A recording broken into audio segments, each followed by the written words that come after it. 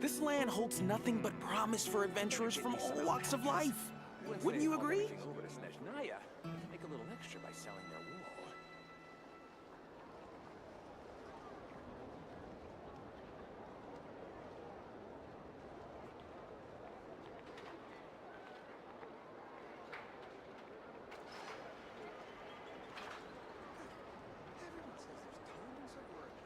This land holds nothing but promise for...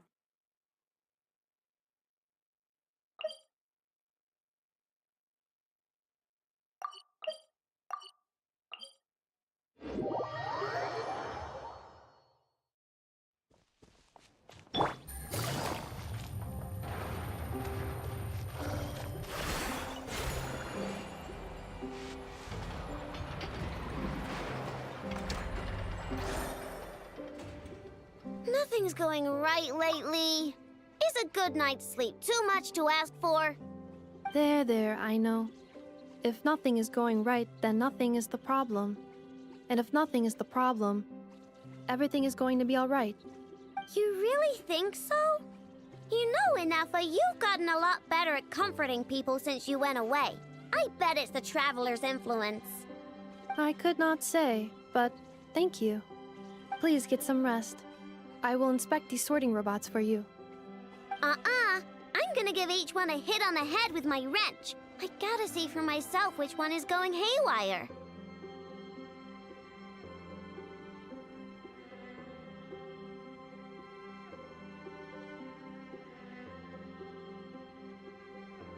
Oh, Traveler! Paimon! It's you! Hi, Aino! Hi, Inafa! It feels like it's been ages since I last saw you two. Or, wait, maybe not. I don't know. It's all a blur. Sorry. I didn't sleep too good last night. My head's a mess. But anyway, seeing you makes me feel a bit better. I know. It appears my analysis was correct. Huh? You were getting upset over nothing, but now that the Traveler and Paimon are here, your mood has improved. Conclusion. Everything is going to be all right. Huh. Well, I can't fault that logic. Oh, what's the matter, Aino? You can tell us. Whatever whatever's going on, we'll help you out. Oh, it's nothing major. People keep getting into fights around here, and last night they crashed right into my workshop. All the clinking and clanking makes it hard to sleep. Oh, sounds like the Clink Clank Krumkage craft shop is living up to its name. Oh, sorry, not the point. So, who are these people? They sound dangerous. Do not be alarmed. It's a group of treasure hoarders on the run after stealing from the Fatui. Treasure hoarders? Dipping into the Vatui's pockets? Wow, the Not Cry faction's pretty bold. Sorry, again, not the point. What matters is, disturbing people in the middle of the night is unacceptable. Yeah, before Inefa came back, all I could do was hide in the workshop and curse them under my breath. But now, I can teach them a lesson. I already cleared them out last night. You will not be bothered again, I know. You're the best, Inefa. Wow, so problem solved, right? Well, the sleeping problem is solved, but now there's an issue with my prospector bots. They're supposed to sort out the useful treasure from the junk. Nice. Sounds impressive. No, not impressive. There's a traitor among them. Correct. The sorting bots delivered several items of no utility this morning. The ratio of useful to non-useful items suggests that one of the bots has malfunctioned. My bots don't just break down for no reason. You know what I think? It was sabotage. And it must have been one of those people from last night. Then we'll find them and make them pay. Yeah! But first, I need to figure out which bot they messed with. How are you going to do that? By staring him down. You gotta put a little pressure on him and see which one starts to sweat. Okay, so psychological warfare? That works on robots? I don't know. If it doesn't work, I'll just drag them into a small room and interrogate them one by one.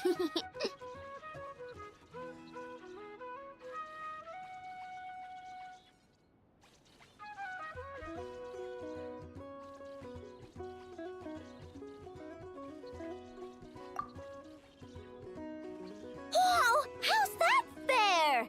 Two of them are just hard-working little bots. If I take them apart, even though nothing's wrong, it'll hurt their feelings.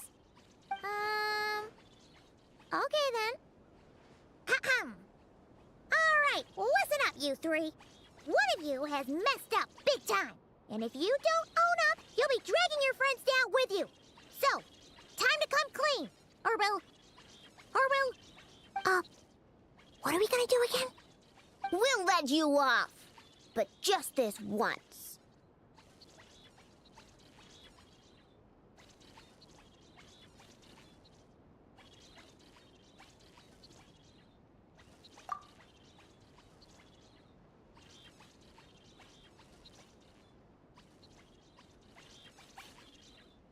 You stared them down all right, Traveler.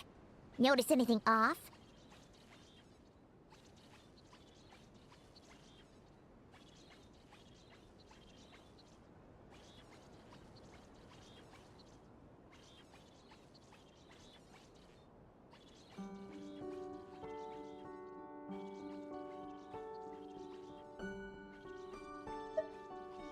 Come on! It's clearly the one on the right! Yep, that's it! What did I say? A little psychological pressure does the trick. Come on, help me catch him.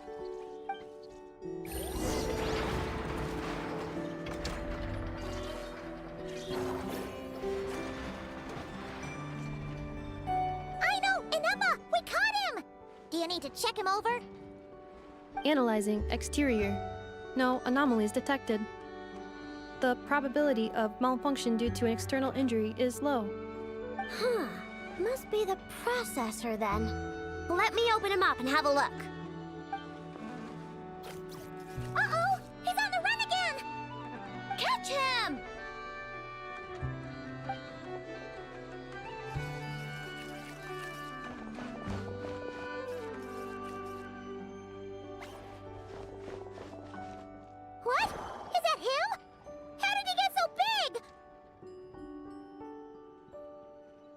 No, those are scrap sorting bots. It appears he can still connect to them. Okay, well now I'm getting curious. There's more going on here than a simple malfunction.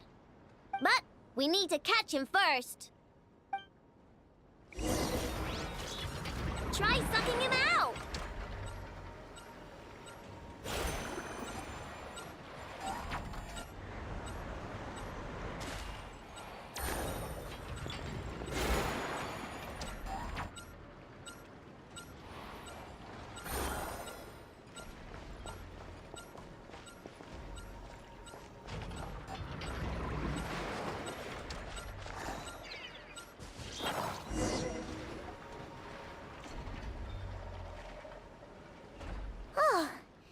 Finally, we caught him.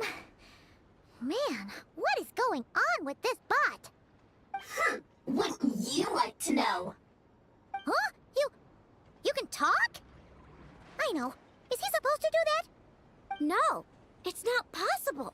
I mean, my prospector bots do have a voice function, but it's all preset phrases. There's no way they have awareness like a Nepha. Their cores aren't even a fraction as advanced as hers.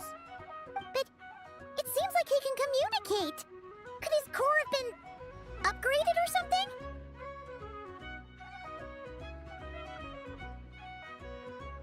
Can you mind your own business? Jeez, why is this bot so aggressive? It's like we're the ones being interrogated. Oh, just you wait. If you don't get out of my sight, I'll round you all up and send you straight to the Fortress of Marrowseed. The Fortress of Marrowseed. What kind of place is that?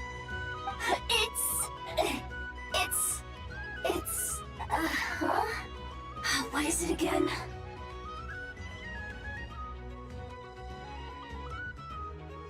Marrowseed. Yeah, that seems right.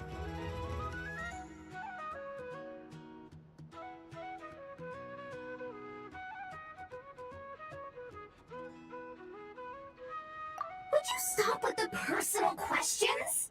So intrusive. Leave a girl alone. Whoa! What do you mean, girl? You're a junk sorting robot. I'm a girl. Okay, well, I'm not sure what happened, but something is definitely wrong here. This isn't the prospector bot I know, that's for sure. Well, guess the only way to find out is to open you up and see what's going on. Don't come any closer! Somebody help! It's okay. I'm a girl, too. That doesn't change anything!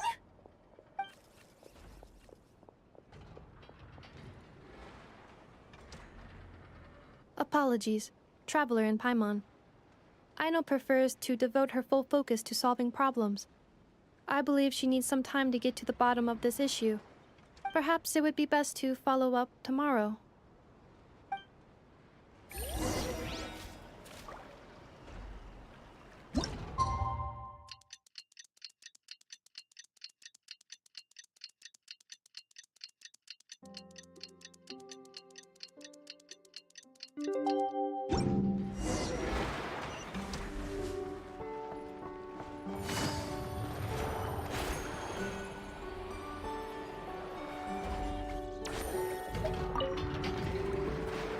Weird. I know I only installed an average Nogcry machine core. Aino and Eppa, we're here! Greetings.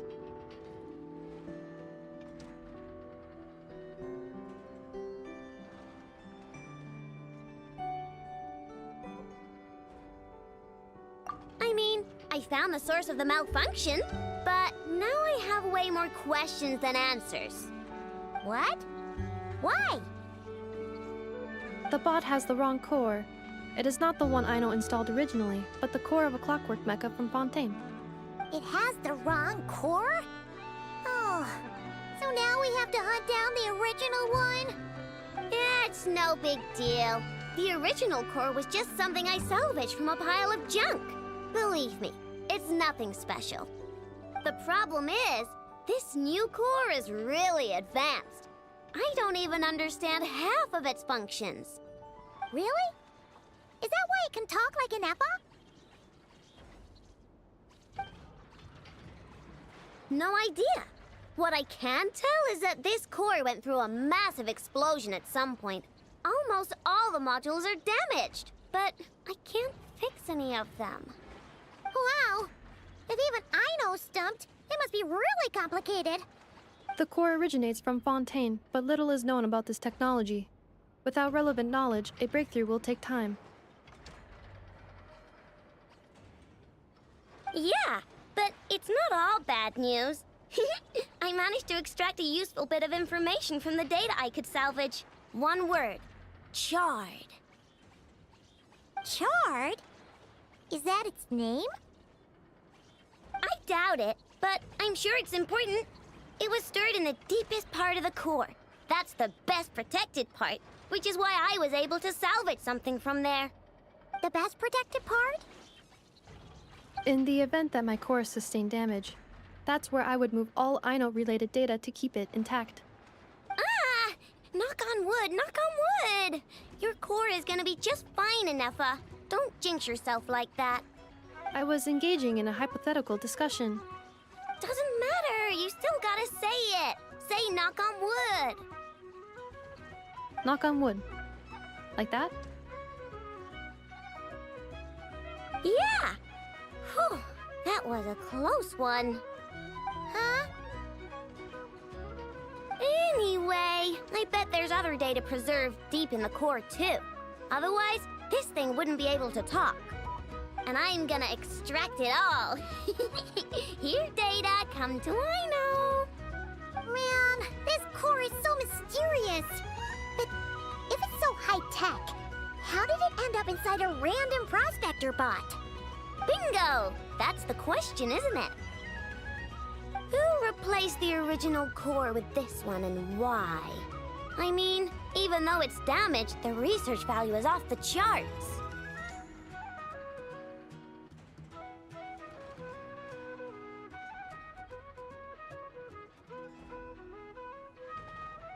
Bingo! That has to be the answer. You know what happened the day before it started malfunctioning? The Fatui chased a group of treasure hoarders straight into my workshop. I'm thinking the treasure hoarders stole the core from the Fatui and needed a place to hide it. So, they stuffed it in my prospector bot and handed the original core over to the Fatui to smooth things over. Makes sense, don't you think? I'm pretty clever, right, Inefa? Of course. In fact, intel from the Curatorium appears to corroborate this hypothesis. Several of Marinette's subordinates were robbed on their way back to Snezhnaya, although it is unclear what was stolen. The culprits were identified as a group of 3 treasure hoarders. Their leader is a silver-haired woman wearing a hood. As for the remaining 2 members, there is a man with pink hair and a man with purple hair. Wow! So Paimon was right. The local treasure hoarders around here aren't bold. Actually, this group has only been active recently. The Curatorium suspects them to be outsiders not local to this area. Who cares? Yehoda said they're just a bunch of small fry anyway.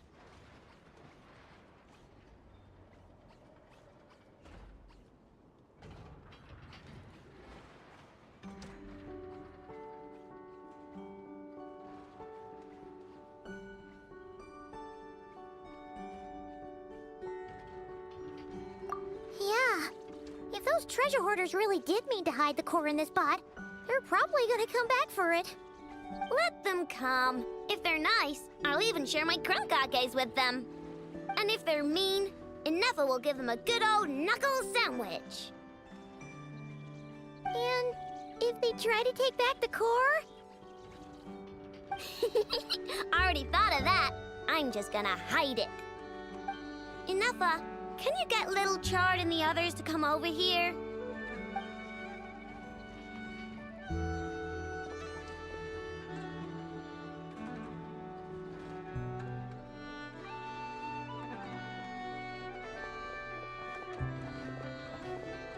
Okay, hold on to your hats. I'm gonna hide Little Chard in a scrap prospector bot. What did you just call me? Come on, we have to call you something. What? Do you already have a name? Lombro. What kind of name is that? Did you get it from somewhere in your data bank? It doesn't sound like a little girl's name to me.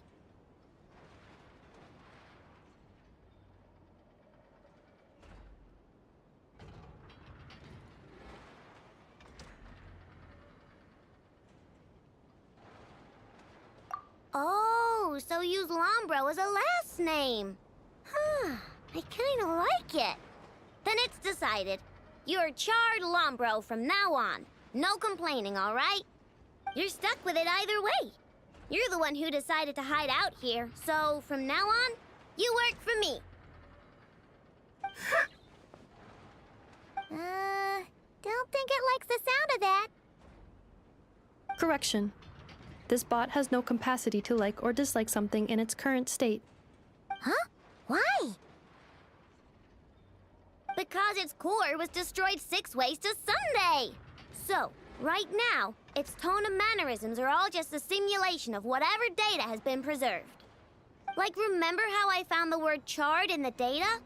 Well, if that refers to a person, then basically, Little Charred is just imitating their way of speaking. Oh, so that's how it works. Anyway, we can figure all that out later. First, we need to make sure Little Charred is hidden. Why don't you take the reins, Traveler? It's super cool. You'll see.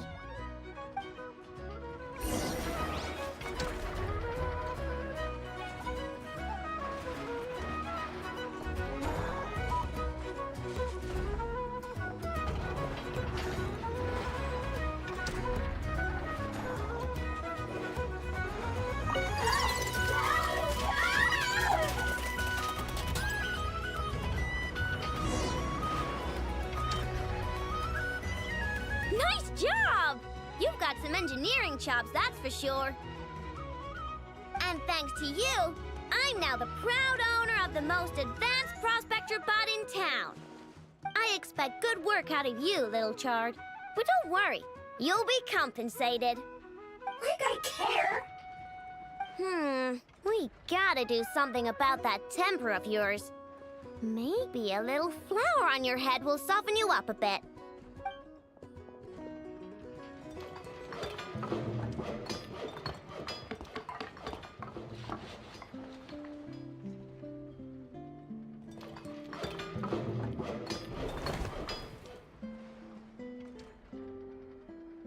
There, much cuter. Oh, that reminds me. Traveler, Paimon, if you ever pick up stuff you have no use for, like screws and nuts and things, just bring them to me. I can make them into flowers or use them to upgrade my console. Oh, and I don't expect you to hand them over for free. I pay good prices for scrap. You're gonna want to stop by every day. Deal?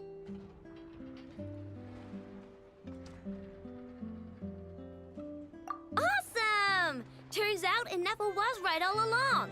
Everything is gonna be all right. Good luck out there on your travels.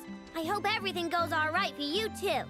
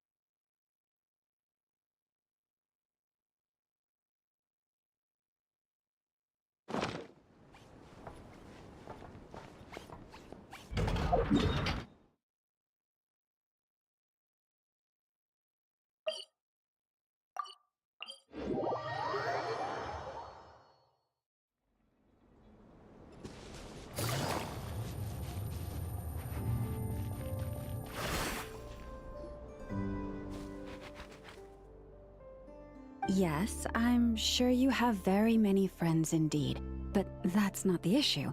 Even if you summoned every ibis on Hisi Island, I still don't think you'd be able to move the moon mirror. And even if you managed it, the lunar semblance within would still... dig it out? You could, but moving the mirror would still pose a challenge, even for you. Huh? You really can summon every ibis on the island if that's what it takes? And you, on the other hand, think this plan is a joke, even if the ibis gets its entire family involved?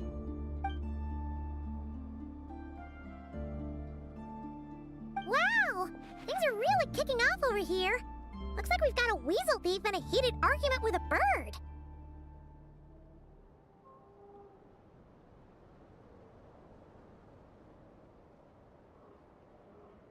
We're plotting and scheming, to be precise. I'm told we have to get all our ducks in a row before moving forward on this job. But my co-conspirators disagree quite strongly on the best approach. And they're not exactly being diplomatic about it. Choice words have been spoken.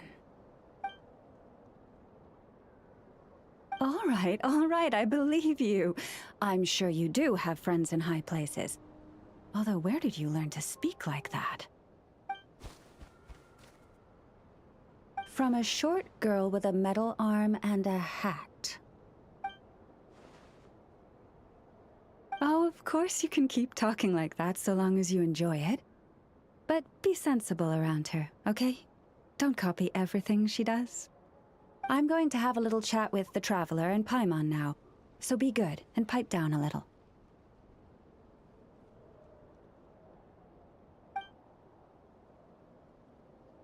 Huh, it really did quiet down.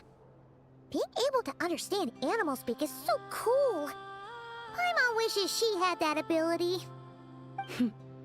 Trust me, Paimon, you would not enjoy it very much at all.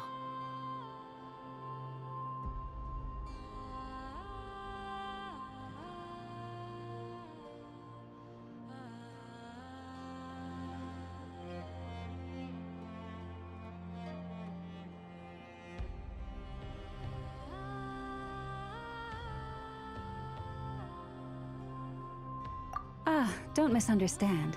Nothing terrible would happen, and it doesn't drive you insane or anything like that. Although, that being said, I do sometimes find it quite overwhelming. I was overjoyed when I first discovered that I could understand animal speech, but I quickly realized that it came with a downside. This ability is always active, and I cannot control it. Oh. Yeah, that would be a problem. And if you can't control it, that means...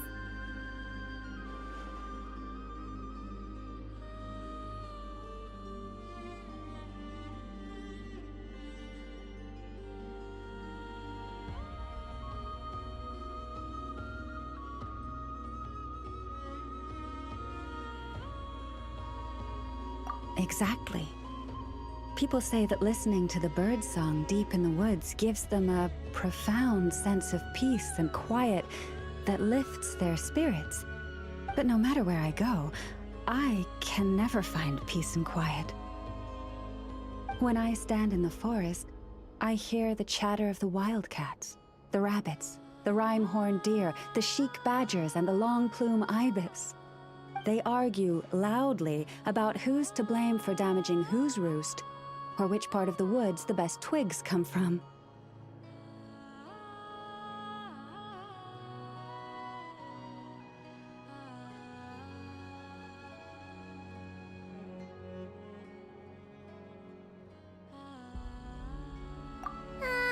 Alright. Guess guess talking to animals isn't all it's cracked up to be.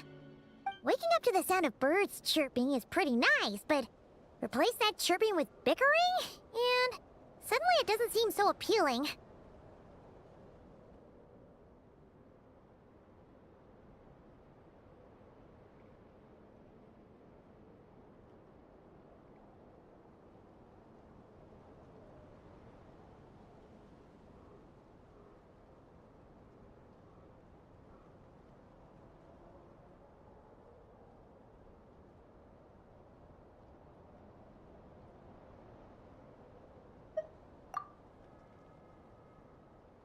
As for me, I've lived with it so long that I'm used to it now. In fact, it would probably be quite an adjustment if I woke up one day and couldn't hear the finches discussing which cup in which house makes for the best bath. Yes, plotting and scheming. Thank you for reminding me. I got a little sidetracked. Although, now that the Traveler's here, we might just have the solution to our problem.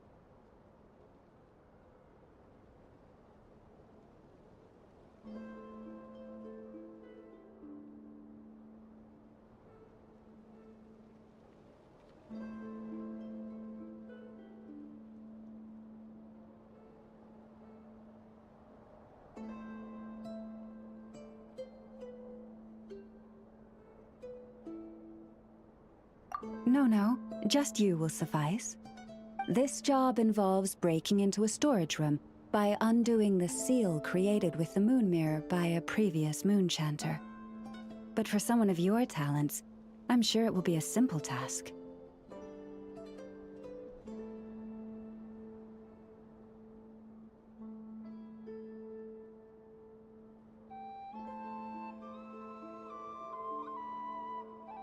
Don't worry, I'm sure you'll be fine. Come, let's go.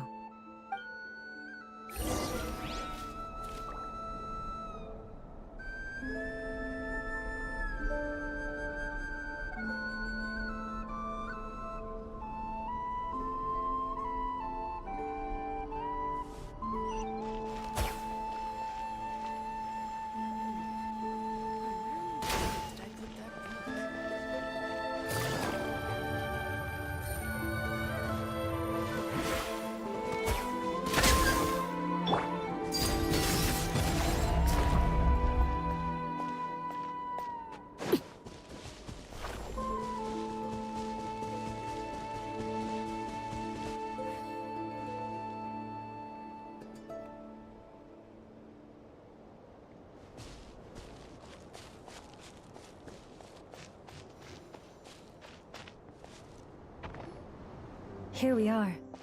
What you see now is the moon mirror, within which the lunar semblance is sealed. Oh, must be a pretty precious statue if they went to all... Do not worry. This little one did some scouting for me ahead of time. The seal does not contain any such fatal traps.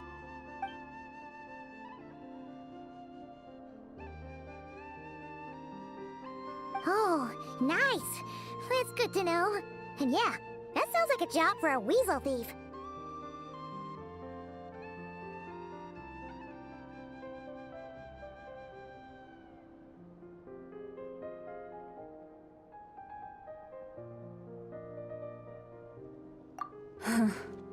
That's true. Each time I ask it for help, I have to pay it one more the next time we meet. Huh, what a thieving little weasel! Oh wait, that tracks. But considering that it's helping you keep watch on the lunar semblance, it might need a name change. How about... Weasel Guardian!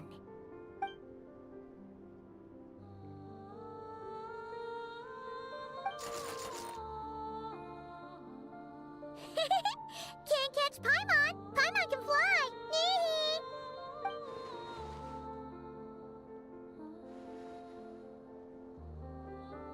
Come on, be nice to our guests.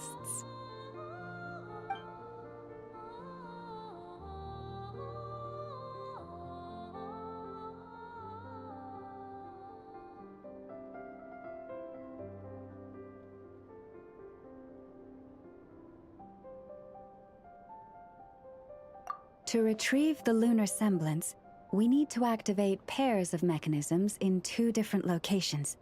So it's a 2-person job. If you head over there and take the mechanism on that side, I'll take this side.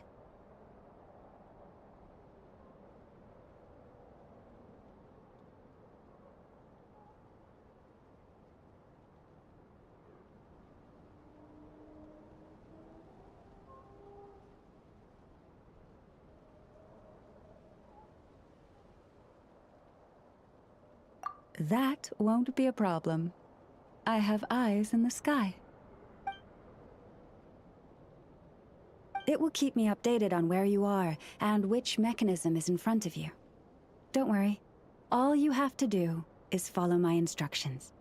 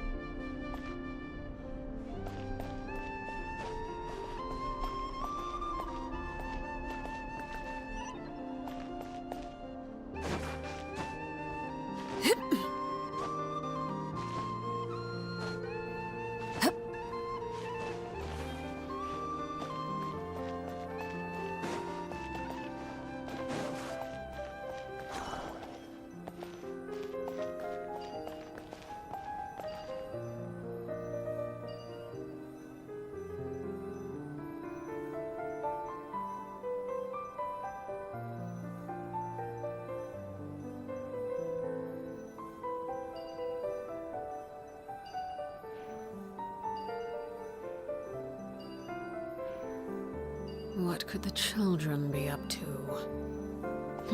Never mind. Let them do as they please.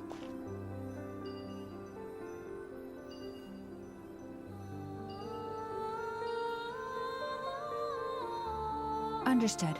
I will retrieve the lunar semblance now.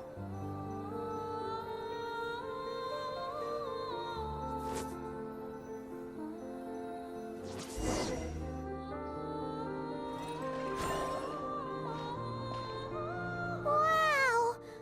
What a huge statue!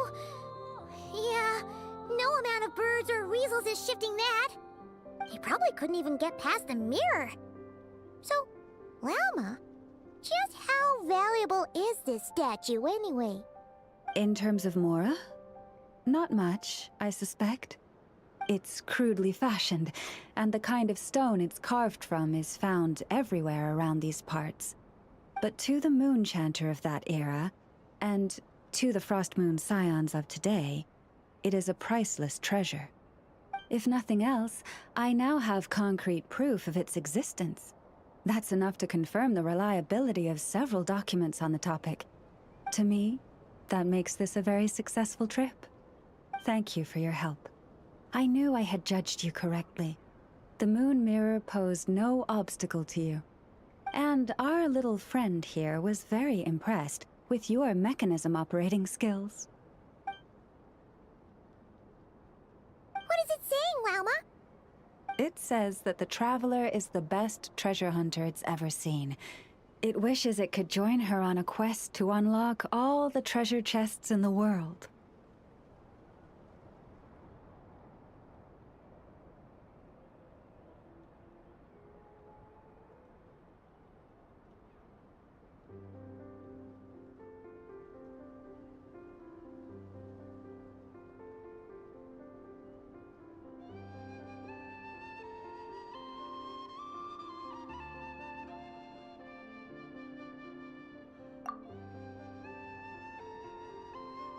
From now on, I'll call on you if I ever find a treasure chest I can't crack.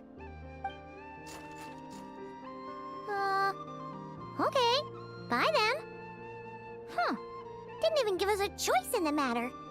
Don't worry, it won't come knocking on your window every day with a Mora coin in its jaws trying to drag you off on a treasure hunt. And it certainly won't be visiting your room in the dead of night, moaning about locks it can't pick. Uh-oh. We better make sure to lock all our doors and windows before we go to sleep tonight. Relax. That weasel's only a child. It means no harm. It's just more talkative than most. All right, let's head back. It's almost time for dinner. Oh, and we still need to figure out how to get this statue back to our library. It seems like I'll need a little help from my friends, after all.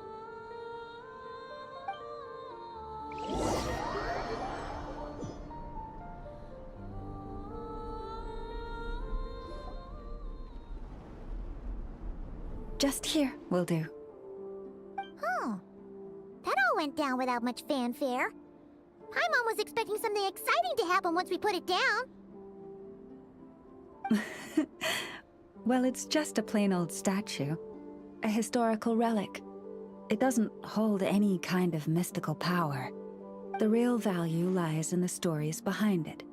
My job is to dig those stories up, wherever they might be hiding, verify them, and then share them with the people. Cool. Well, it's a good thing we got it back here in one piece. Indeed. And you two have my thanks for that. Please, take these fruits and quench your thirst. I had the animals gather them in the woods. And after that, forgive me, but I have another request to make of you.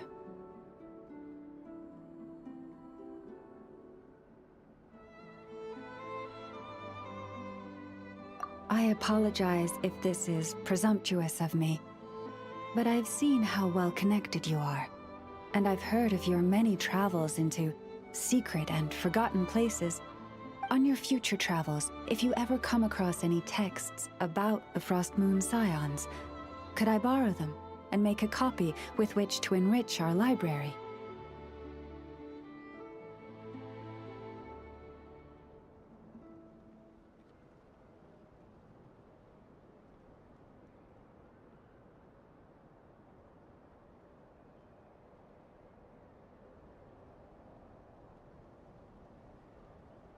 You have my sincere gratitude, on behalf of the Frost Moon Scions.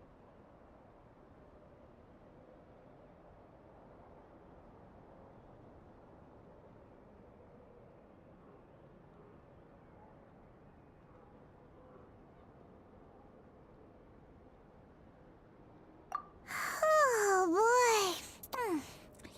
That was some seriously tasty fruit. So much better than Paimon's used to. These animals have lived their whole lives in this forest.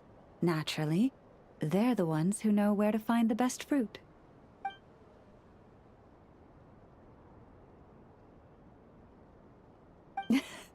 This one says to eat as much as you wish, because it's the top fruit finder in the whole forest. It'll fetch some more right away.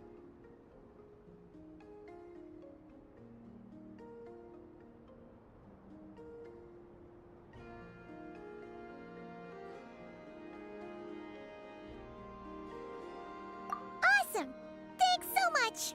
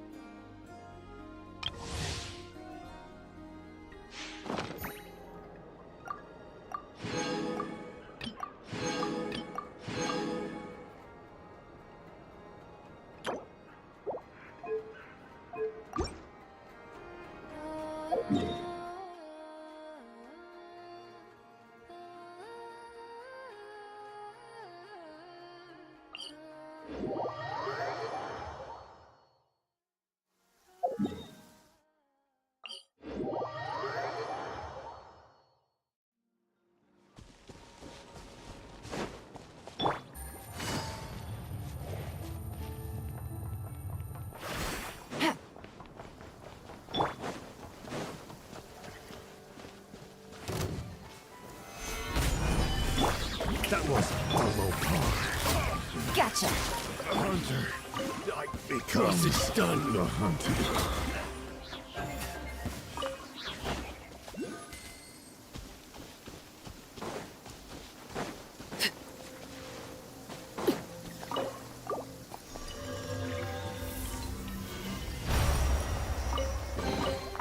Ah, something with which to commemorate this occasion.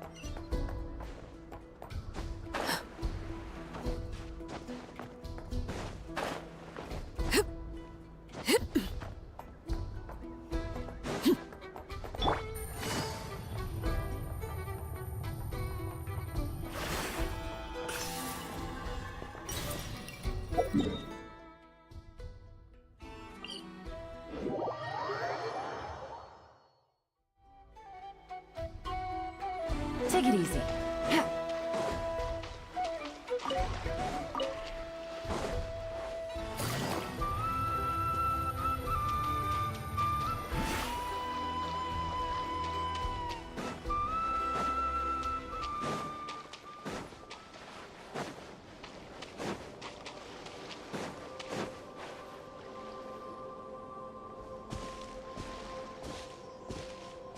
Oh, gloomy skies overhead. Oh,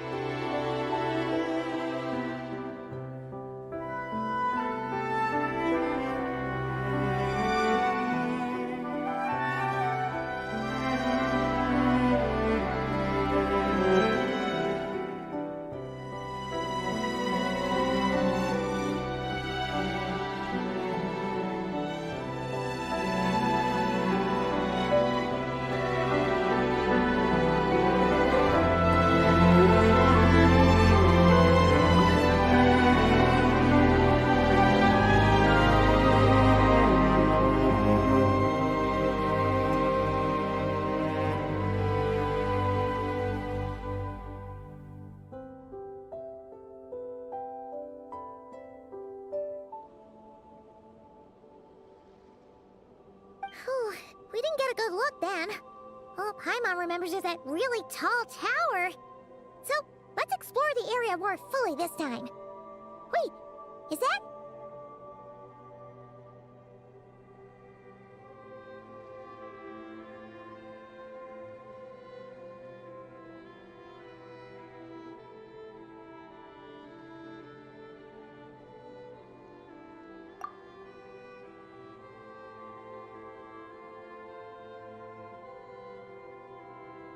Ah, good day, you two.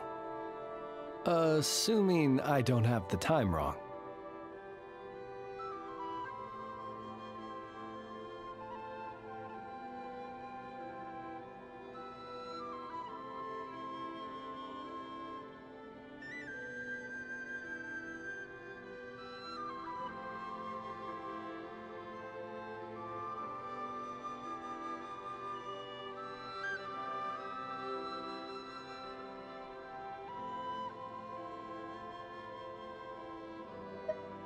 It is always dark in the final night cemetery, so I simply made a guess, presuming that you'd prefer to act during the day.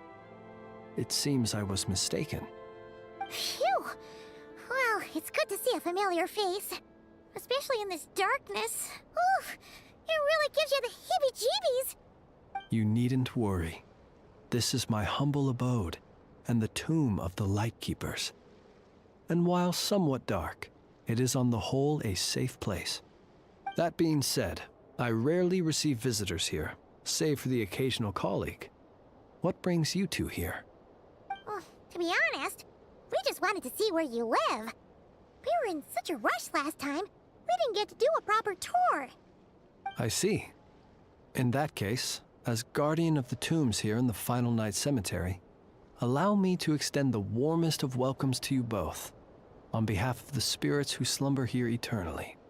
Wait, do you mean there really are ghosts here? That is correct. As you may have noticed, this island is dotted with headstones. You might think of it as a veritable necropolis filled with souls. Isn't it a welcoming thought? Not at all. If anything, this place just got scarier. Ah, apologies. It was meant merely as a gesture of the hospitality that you deserve as guests. We don't receive many visitors here, after all. But I suppose it is a tall order to expect people to suppress their fear of ghosts. Even so, I do hope your visit shall be a pleasant one. The spirits on this isle, while somewhat old-fashioned and hardly gregarious, are an unassuming crowd who keep to themselves. I have found they make perfectly decent neighbors. If you still have misgivings, I can only suggest that you avoid staying outside where possible. The ghosts do not tend to set foot indoors very often, although that might render your sightseeing experience a little less riveting. Let me think. Most of the camps on this isle have been removed, and only the lighthouse remains, symbolizing the many battles the Lightkeepers have fought against the Wild Hunt. In that regard, it has quite a bit of historical value, and is thus well worth seeing. Yeah, that was the first thing we saw when we arrived. So, it's a lighthouse, huh? What happened to the light? Years of disrepair and a shortage of fuel, I'm afraid. As this island became abandoned, maintaining the lighthouse became increasingly difficult. Besides, even if we were to rally sufficient manpower to repair it, it would serve little purpose these days. In the past, it guided people on their way to and from the island. But all those people now lie beneath our feet in eternal rest. Well, that is perhaps not entirely accurate. They do sometimes come running out, speaking once familiar utterances into the void. In which case, since you are not used to the darkness that shrouds this island, you could consider restoring the lighthouse to illuminate your way. I too know well the comfort that a distant ray of light can bring on those lone journeys through the cold night.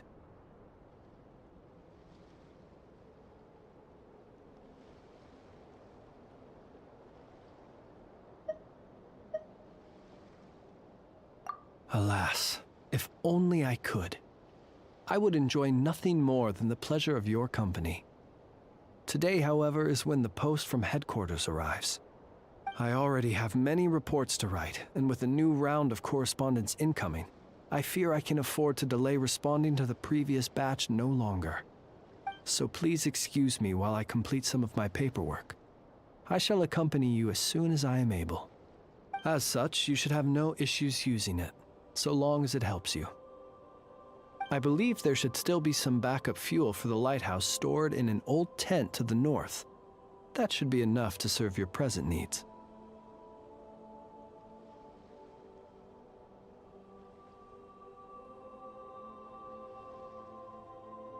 And if you should need to find me, I will be in an underground basement on the north side.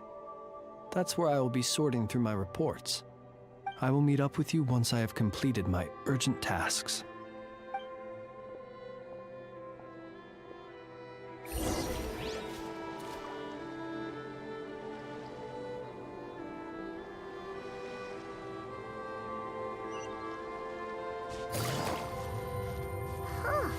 There really are a ton of pet codes here on this isle. And they're all so old you can't make out the words on them at all.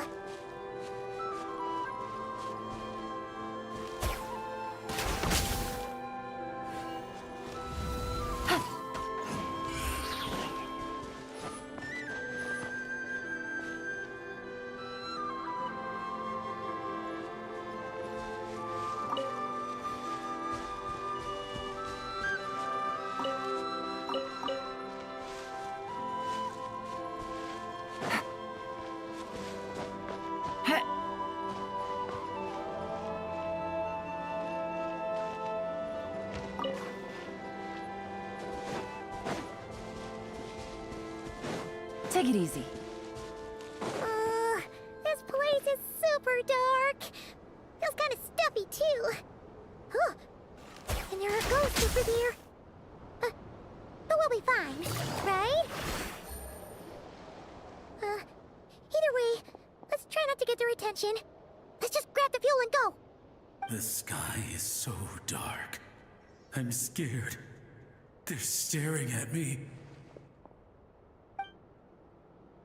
You sure took your time, didn't you? Come on, help me shift this fuel. It's almost time for our lighthouse shift. Does he mean...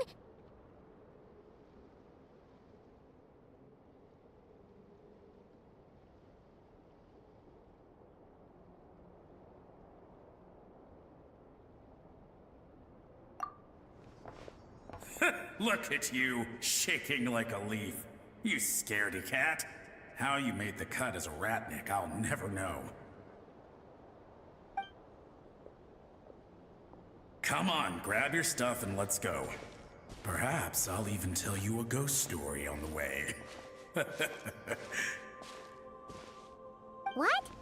A ghost telling us ghost stories?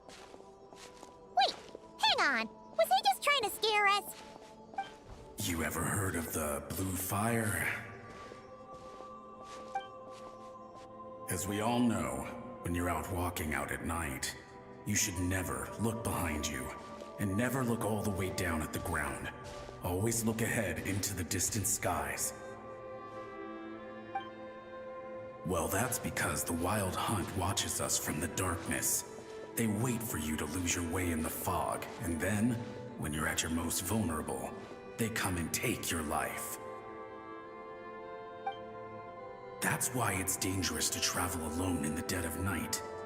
But sometimes, if you're lucky, you'll see a blue lantern shining out in the darkness. They say it only appears if you run into the Wild Hunt or if you can't find your way at night. Either way, if you ever see the blue lantern appear, you must remember to follow it. Don't ask me what it is, 'cause I don't know. My granddad says it's one of the Fae that used to live in Nodcry in ancient times. But it could equally be the ghost of one of our fallen warriors, one who truly hated the Wild Hunt. Whatever it is, the blue lantern seems to be on our side, the side of the Lightkeepers. I'll bet that's why the Starshina wants to make offerings to it on the island.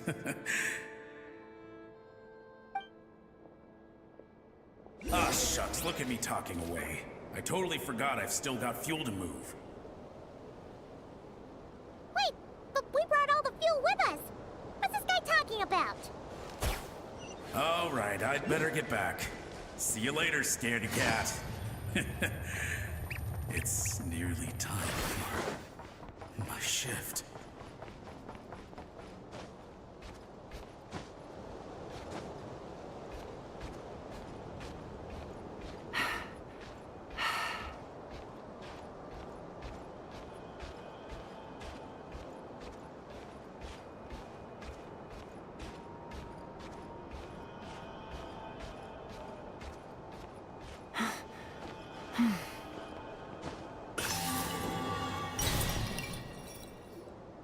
Oh, finally, we're here.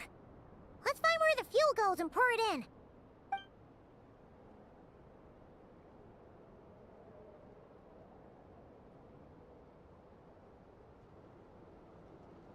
Woohoo! The light's on! This should make things way easier. Now we can keep exploring.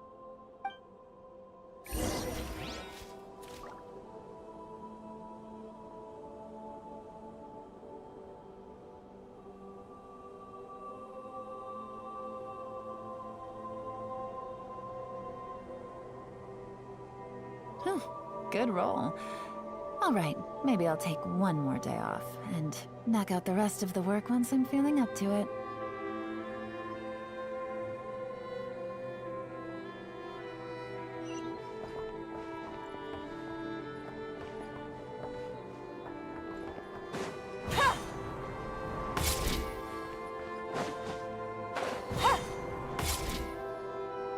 Great, the light's on.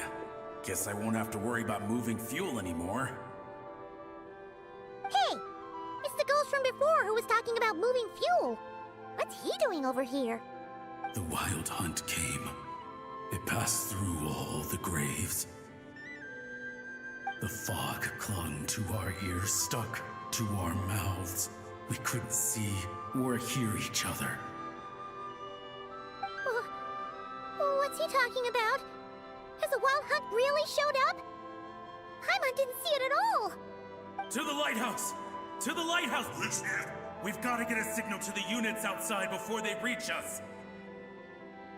Don't just stand there gaping. Pull yourself together. Every second we hesitate could mean another dead comrade. Have you forgotten how to send signals? Come on! I've told you before, a lightkeeper always has to be prepared. We're all gonna die. They'll strip the bones from our spines. Something's off. All the ghosts are coming this way. We too shall cry tears of blood. The wild hunt is here! We've got to think of something quick! Okay, we'll try and stall them at the base of the lighthouse while you head up to the top.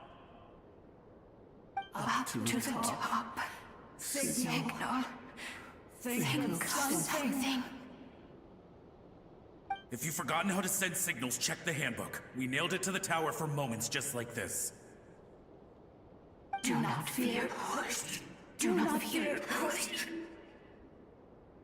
Don't leave our bodies to the wild hunt. I beg of you. That is no way to die. Death. Wild hunt. Go to the lighthouse. Oh, the ghosts have surrounded the tower. Should we do what they're asking? Sounds like they need us to head up, find the handbook, and use the lamp to send a signal out.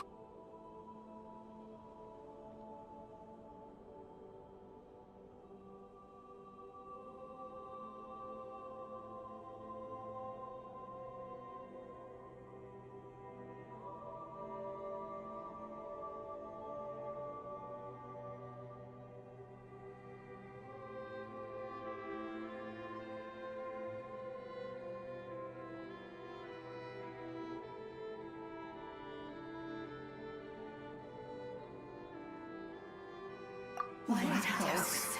Hope. Everlasting night.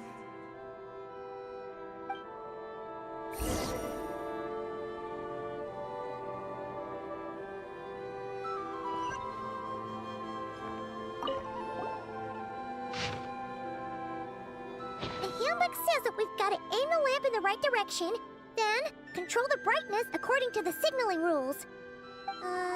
There are 5 signal types: distress, warning, guidance, summoning, and all safe.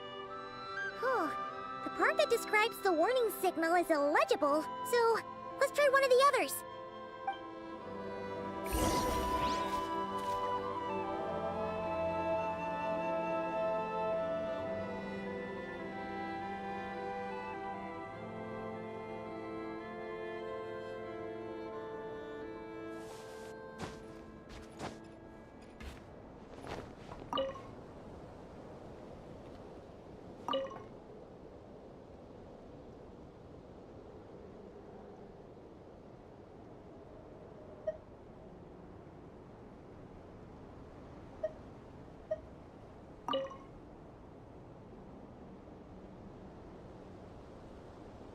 Navigating the world is a whole lot easier with a few different identities to choose from.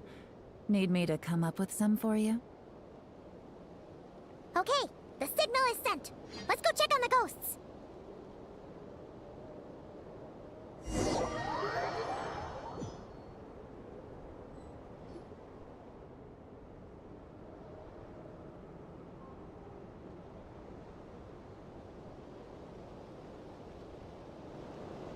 What happened here? Ran into a spot of bother? A whole host of ghosts surrounded the lighthouse. I sent them away to prevent them from blocking the area. And when they saw the lighthouse flashing, they departed. Oh, it was pretty scary. They completely surrounded us and begged us to help them.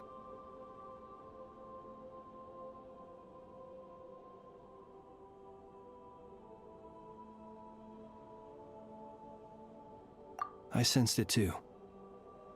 This graveyard is bereft of life save for passing birds, the insects underground, and myself.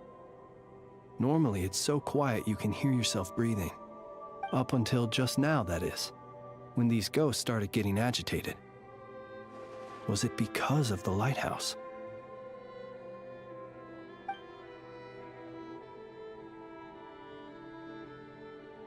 They asked you to send a signal out. How peculiar.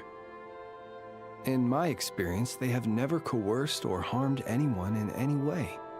This can only mean that lighting the lighthouse has somehow caused a change in them. I must say, this is quite out of the ordinary.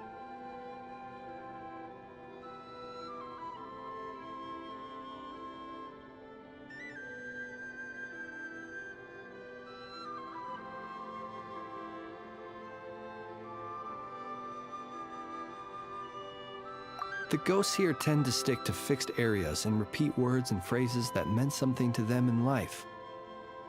But now all eyes are on the lighthouse.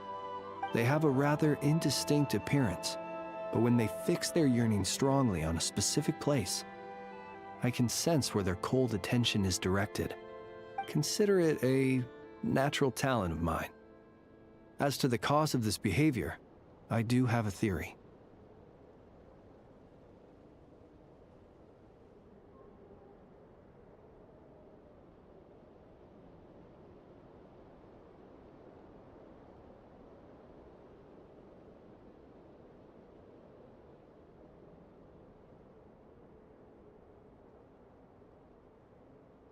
Ghosts are the echoes of living souls, a portion of their thoughts and memories that, for certain reasons, fails to enter the ley lines at the moment of their death, and thus they linger on the surface.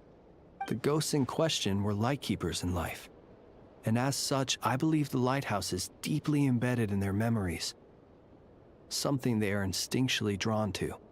Relighting it must have stirred something in their memories, causing them to depart from their usual behavior. You might not be aware of this lighthouse's past, but it once served a great many functions. From guiding passing merchants and lightkeeper fleets, to reporting on the Wild Hunt's activity in the surrounding area. In the days before this was a graveyard, its light was never once extinguished. It came to symbolize the hope and warmth that the lightkeeper sought to bring to Nodcry.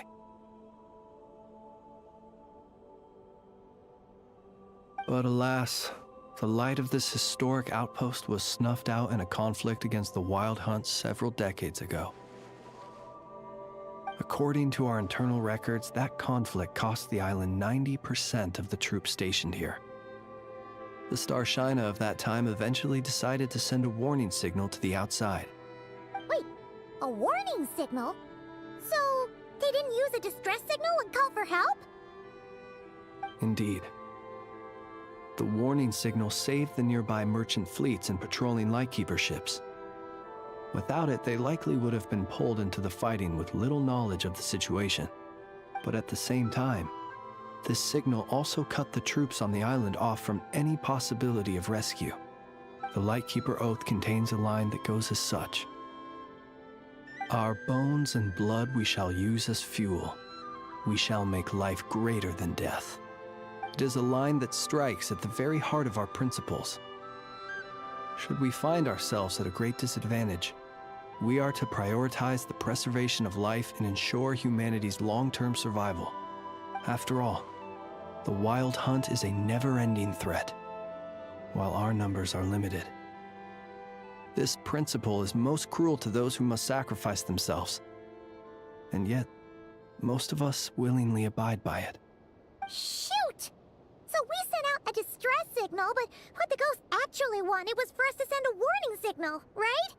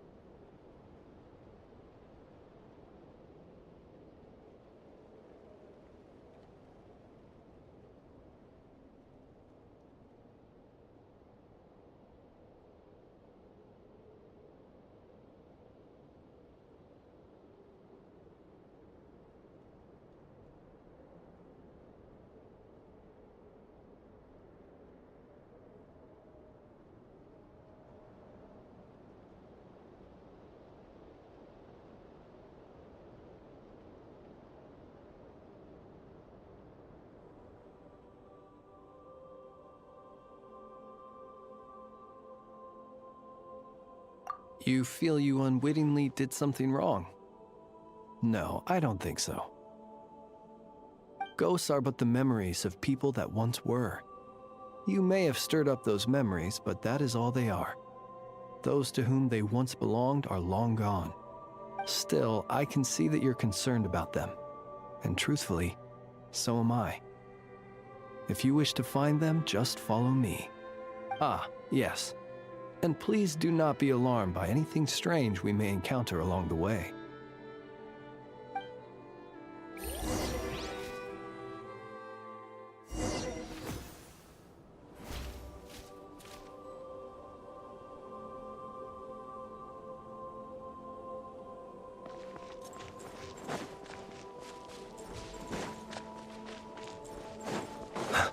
Be silent.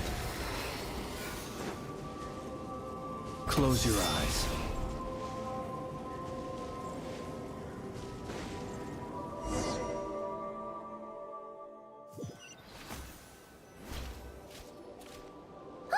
Paimon sees them! They're all gathering on the beach! Had reinforcements arrived on the day of that battle, they would have landed here. You have to understand that ghosts are hard to reason with. A better way to communicate is to give them key information that might provoke some sort of a reaction. How about this? We'll go in together, but I'll handle the communication. After all, I am not only a lightkeeper myself, but also very accustomed to dealing with ghosts.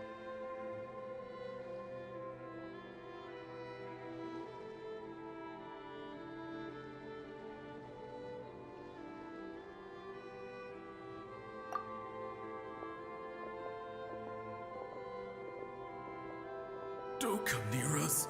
Don't try to save us. Help is on the way. The Wild Hunt is coming in too fast. There's no time. Let us stay here and take them down with us. This place will be enough of a graveyard by the time the night is through. Don't send more people to their deaths. So, you don't need rescuing? No, we do. Please, save us. We can't hold on much longer. Everyone else is gone, and we are lost. What more can we do? Please, someone, anyone, save us. Ignite the blue lantern. It will guide you far from the wild hunt. The blue lantern cannot bring back souls from the dead. Even if you light him up, it will be too late. He can help you destroy what remains of the wild hunt, but he cannot save you. Don't rescue us. Don't come any closer. No, wait. Help us, please. Someone, anyone. What's this supposed to mean? Do they want help, or don't they? Those poor souls. On the one hand, they hoped that someone would send out a distress signal and save their lives. On the other, they did not wish to call in reinforcements only to send them to their deaths. And so they sought the help of the Blue Lantern spoken of in local legend. And indeed, one such lantern was still preserved on this island. That ought to have been their last hope in a time of desperate need. But to my great regret, it is of no use to them now. Will any other horrible things happen? They will recall the unfathomable suffering they experienced in their final moments. I will do what I can to comfort them. We shall part the snow curtain of the sky and blast the winter winds across the wasteland. We have sworn an oath, and so we must fight to the end. We cannot wait for them to come. We are the last ones. Pick up your weapons. We are the Light Keepers, who shine the eternal light of hope into the endless snow-swept plains. Wait, Flintz! It seems like these ghosts have rallied. Again, they are but the replaying memories of once living people. It is not the ghosts who have rallied, but the Lightkeepers who fought to the bitter end. Viewing the world through human eyes is like looking into a kaleidoscope. It is so complex and yet so beautiful. The sorrow and reluctance in the face of death. The longing for a life of peace and stability. The surprising valor that wells up in the hour of despair. If it were up to you, traveler, would you wish to do something for them?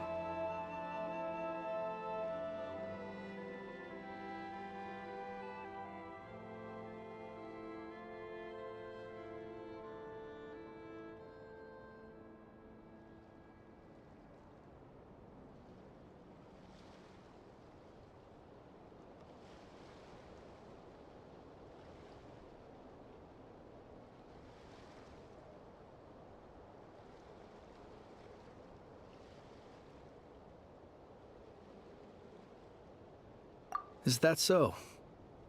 A response befitting an adventurer of your caliber. Personally, I do feel inclined to do something for them. To help these shadows of the heroes that once were forget the death that will soon be upon them, and return to their slumber. In time, the memories and yearning of these ghosts will fade, and slowly return to the ley lines. But that time has not yet come. My dear Ratniki, I am Kirill Chudamirovich Flintz. Once upon a time, it was I who retrieved your fallen bodies from the battlefield. Now, let me once more lay you to rest, for you are worthy of my respect and earnest esteem. Look upon my flame and wander no longer. Return to your graves and forever rest in peace. 6 feet under may you slumber in your erstwhile homeland, and in sweet dreams return to the ley line's embrace.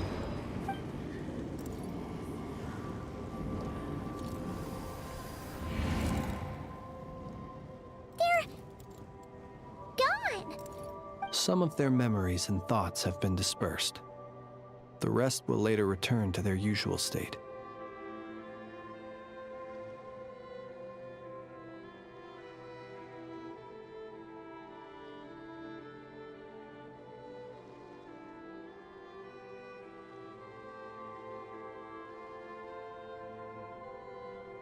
To me, they are both warriors whose memories should be honored and my gentle, friendly neighbors. Unfortunately, I did not know most of their names, but my short interaction with them has deposited some of their memories within my flame. At the very least, I know now that the gentleman who moved fuel and loved to tell the tale of the Blue Lantern was named Imo, and the comrade he always called out to was named Itu. Many of the ghosts on this island may have been affected by the lighthouse, and I'm not sure if they'll all undergo changes like Imo. But if you're in the mood to keep exploring, would you come with me? I'd like to get to know them better still.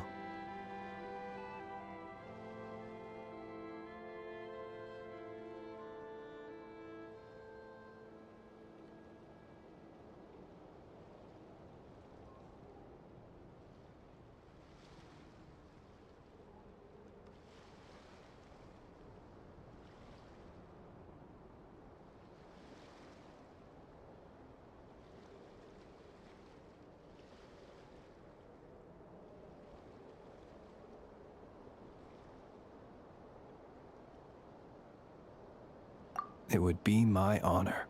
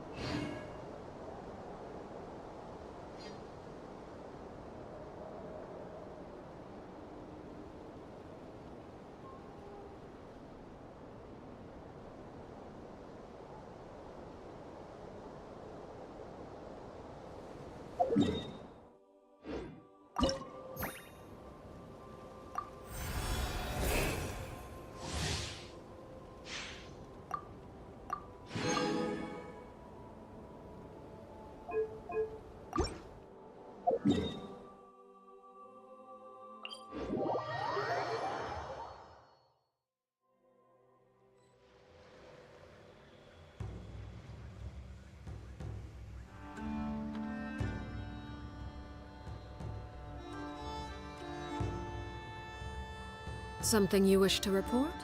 Go on. You have my undivided attention.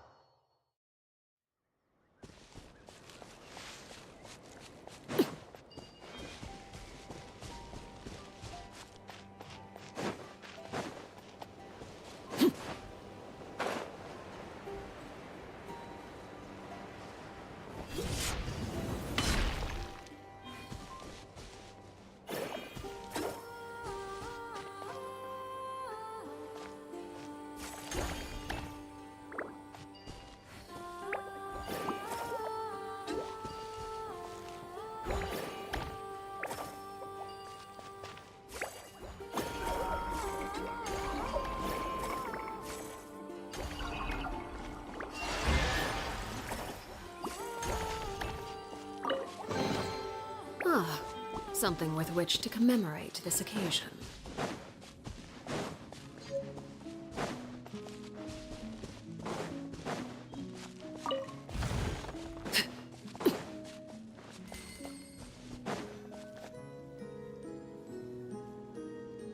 A long, long time ago, there was a young woman who ran away from home. After spending the last of her mora, she trod through the cold of winter, shivering in her threadbare clothes. Suddenly, the young woman found herself stepping out onto thin air, and she fell through into a strange place. But before she could react, a voice rang out from somewhere in the distance. This is the secret home of Nicola Coco, the great mage everlasting. O destitute one, tell me your heart's greatest wish, and with my guidance, you shall attain it. Whoa! That was a strange voice. Nicola Coco. Who's that again? Do we know her?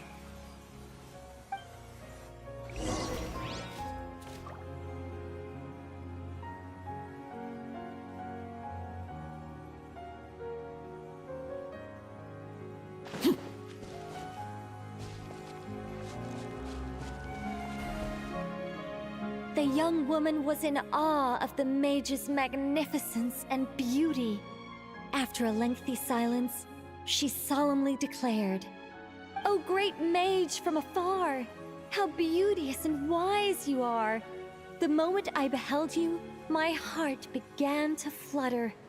All my heart desires now is to make your wishes mine." The subtlest of smiles appeared on the mage's face as she replied, "Very well. Then I shall task you with performing certain deeds on my behalf, such as those that are within your ability. Your guide is here, and your reward awaits you in the days to come." Guide? Does that mean this glowing orb?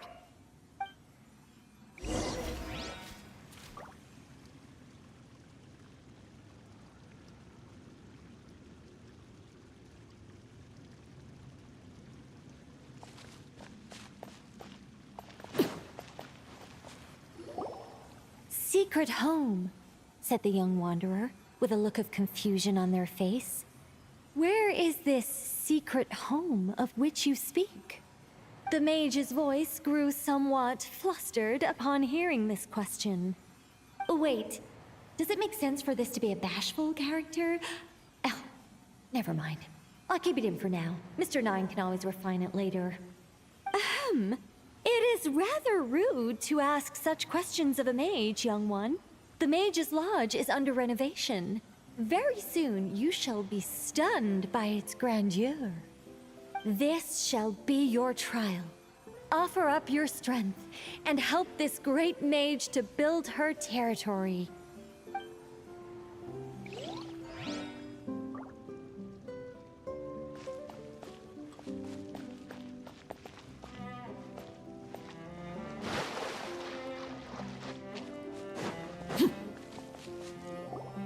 As the young woman continued forth, she noticed many exquisite statues dotting the mage's territory.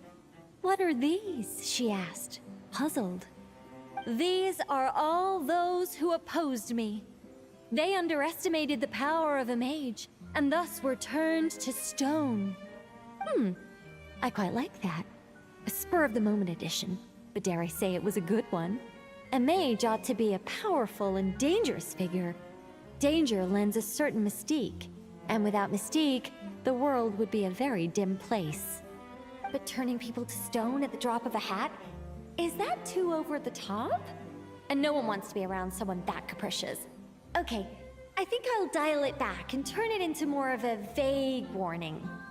Upon hearing this, the youngster broke into a cold sweat. But then, the mage's laughter broke the silence. "Did you fall for it? I was merely joking. These statues are just my way of capturing a certain moment in time. Anyway, statues. That's what I need your help with. The Mage's Lodge is feeling a little empty, and I should like to fill the space with some more adorable companions."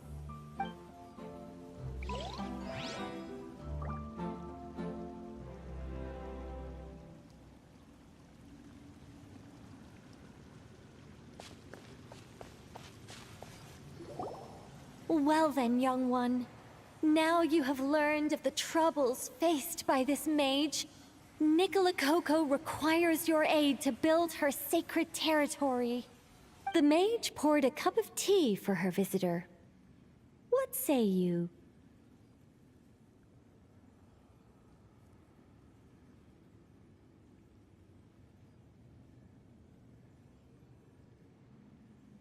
Wait a minute!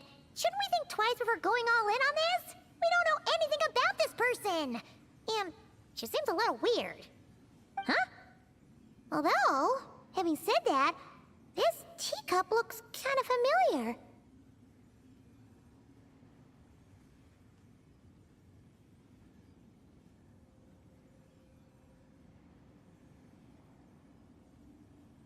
Nicola Coco. Ah! Is it Mage N? Nicole? Correct. What do you think of my story?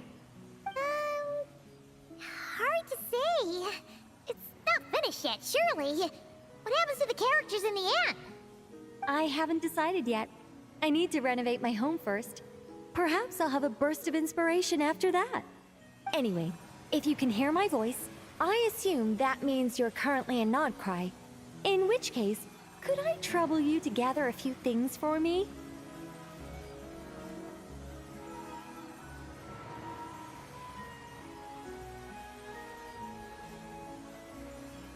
Well, I'd like to build a few more statues to decorate my home, but I'm lacking inspiration at the moment. I was thinking you could take some photos to give me some ideas. Are you serious? Alright then, leave it to us! Wait here. We'll head out and see what we can find. But remember to finish the story once the statues are done.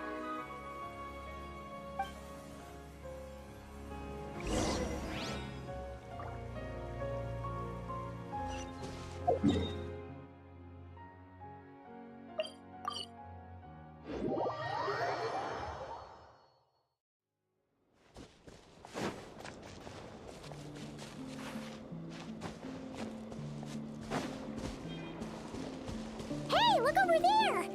Are those finches?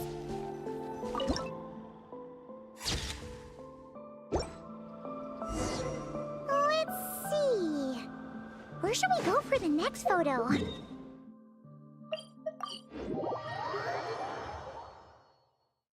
Oh! We saw a squirrel statue earlier, didn't we? Do you think Nicole likes squirrels? Let's snap a few photos to take back.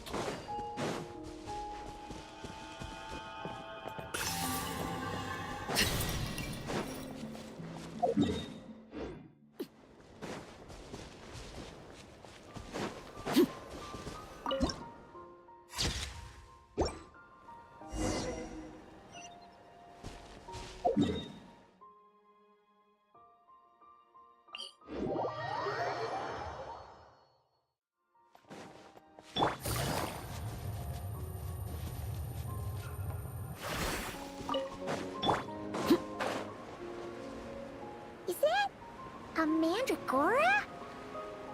Paimon thinks that would make a pretty fun statue.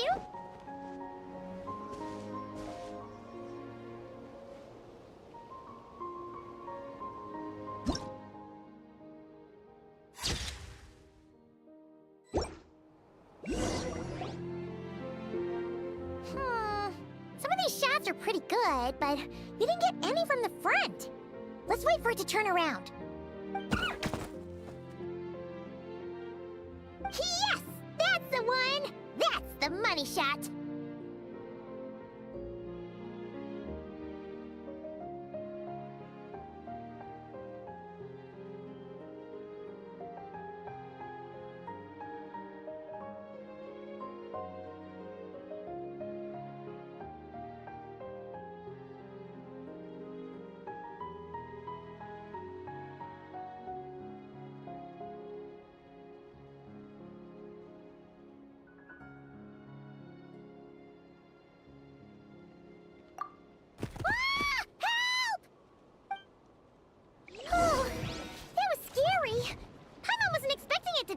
Like that. Go on, Traveler.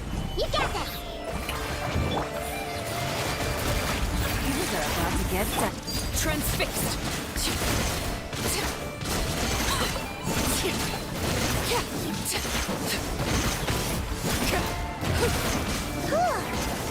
That should do it. Paimon's kept all the pictures safe. Let's go back to see Nicole.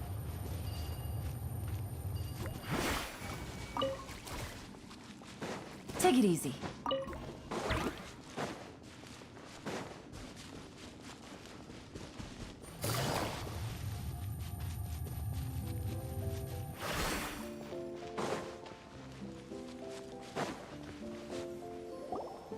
Hey, Nicole!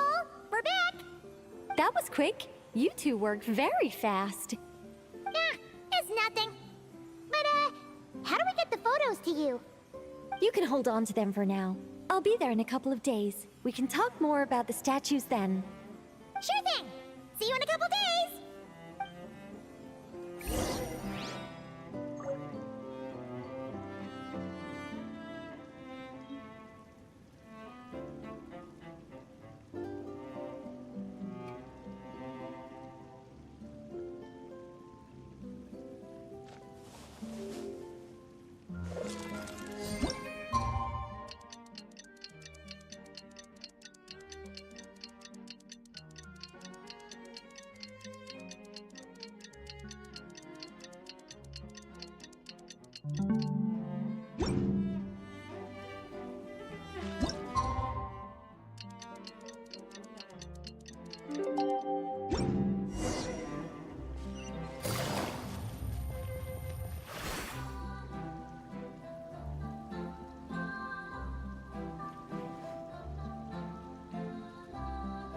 Just who I wanted to see.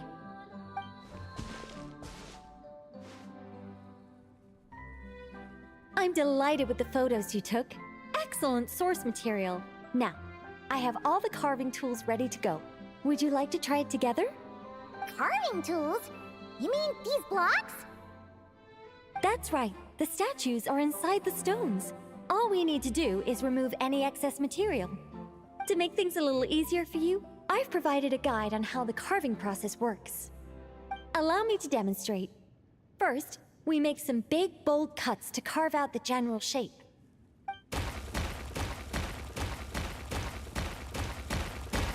The numbers on the stones represent the amount of material you need to keep in a given column. So, first we do this, and then this. Oh, it's starting to take shape! Got it? If you carve the blocks this way, you should be able to see the basic form. Then, you just need to add some finishing touches, and voila. Wait, what? It suddenly changed in the blink of an eye! How'd you do that? A great mage doesn't reveal her secrets that easily. Just behold, and be amazed. You got the basic carving process down, yes? Focus on that, and leave the finishing touches to me. Much obliged. Alright, let's give this a shot! What the? This is way more difficult than the one you walked us through! Oh, sorry, wrong one. That's the one I was going to work on. Yours is over here. Whew, well that's a relief.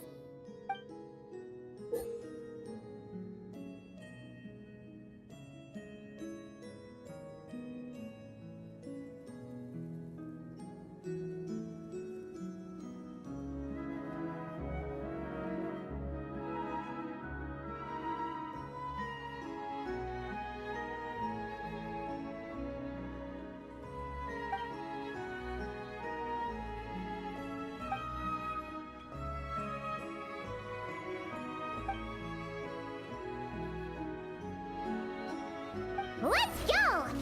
Do you still remember Nicole's process? The numbers represent the amount that we need to keep per column. So, if the number is 0, that means we gotta remove the whole thing. And if it says 3, that means we just mark the whole thing as keep, right?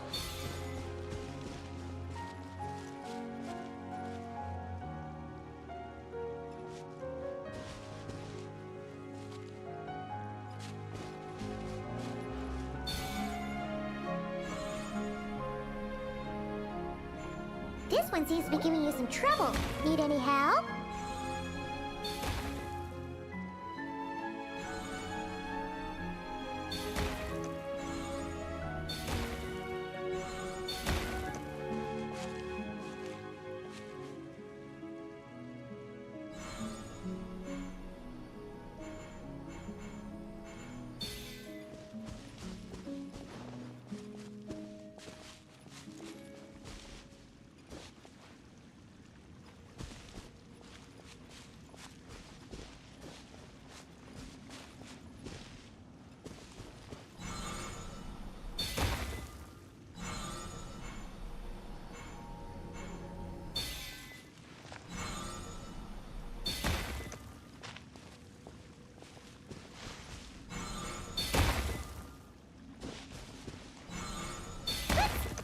Looks like we made a mistake here.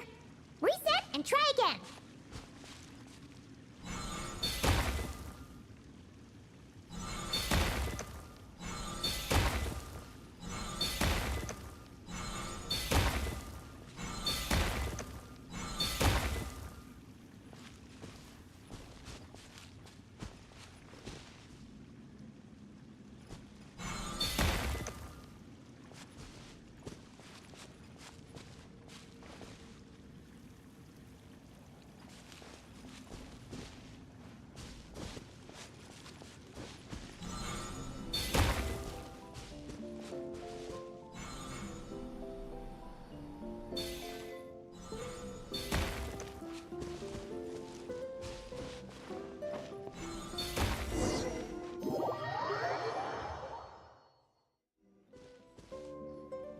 Now, we just need Nicole to add the finishing touches.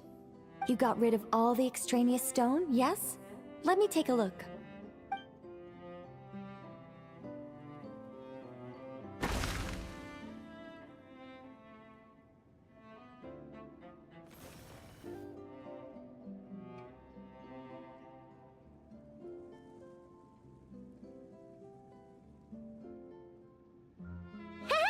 It's done! Cool! It's the Mage's Lodge! When did that get there?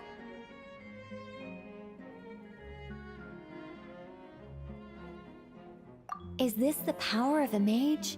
The young visitor's voice was filled with wonder. I am truly amazed. Aha! Finally, the story continues. So, what happened to the mage and her young visitor? They lived happily ever after. The end. Huh?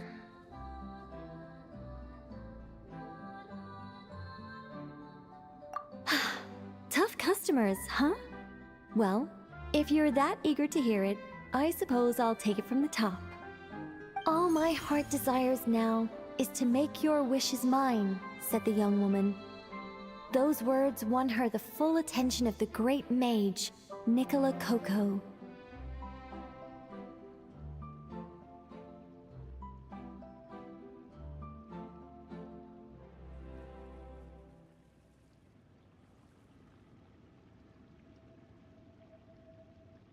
But just as they had started warming up to one another, a group of uninvited guests stormed in, seized the mage, and absconded with her.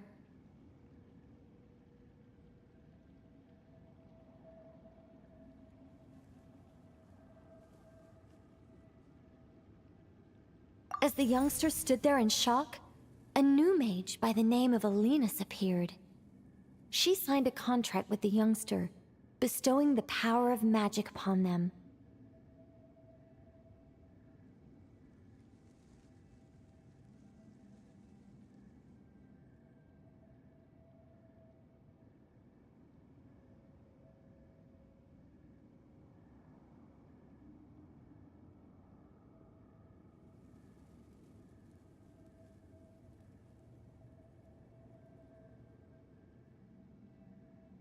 But after making it through a grueling training program, they would come to discover another conspiracy operating in the background.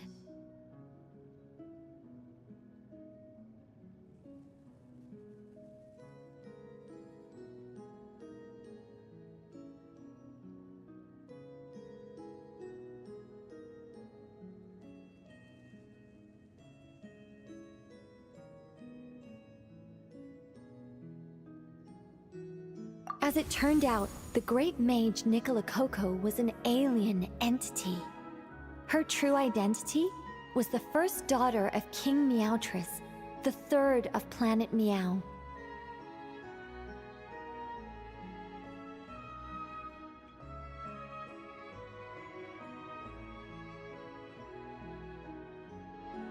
She had come disguised as a mage as part of a secret plot to trick the entire world into worshipping Planet Meow.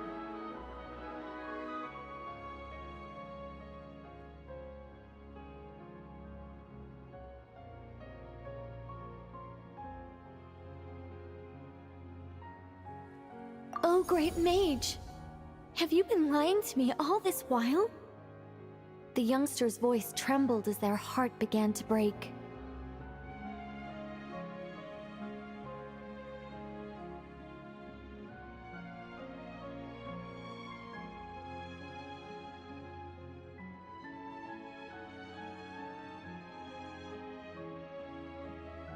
Leave me. War is destined to break out between our planet and yours. We were foes from the very start.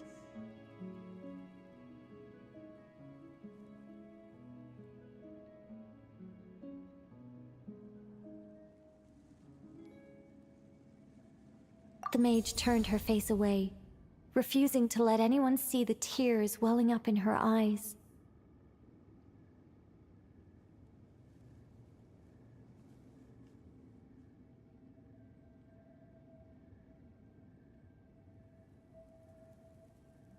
But the youngster bravely reached out and grabbed her by the arm, swearing to never leave her. Moved by this display of passion, the mage decided to rebel.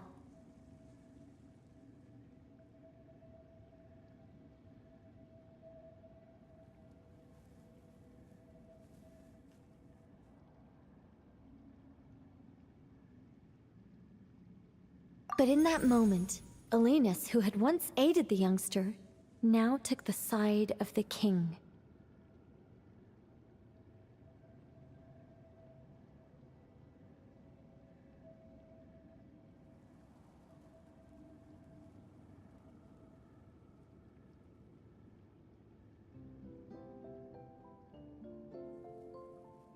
Alenus had been Meowtress III's second daughter all along. She had only helped the youngster in the hopes that her sister might be incited to treason, thus giving her the chance to usurp Nicola's place in the line of succession.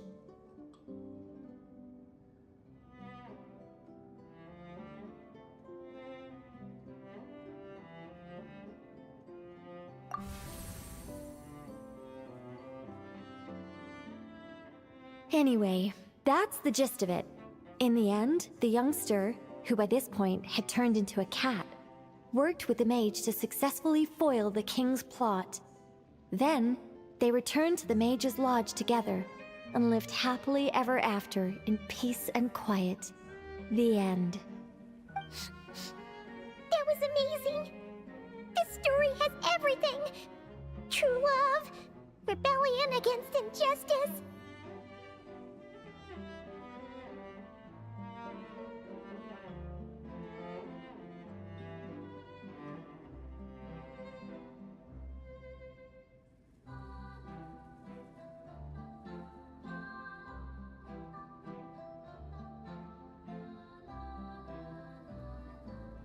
That can't be helped. All creations escape the controlling grasp of their creator eventually. We angels are a case in point. Once, we were tasked with guiding human beings, but because some of us chose a different path, our entire race was punished. If even the heavenly principles can't fully control their own creations, what chance do I stand? Fate is always ineffable, and yet, I still hope I can guide those I meet towards a happy ending to their tale.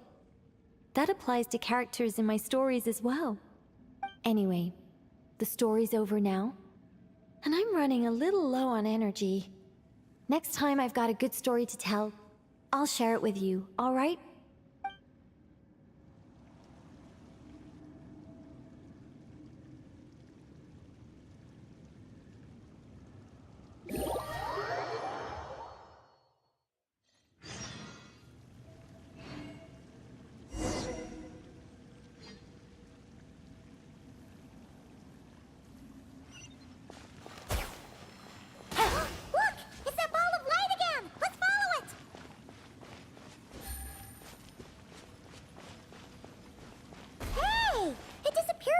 door. Does that mean we can open it now?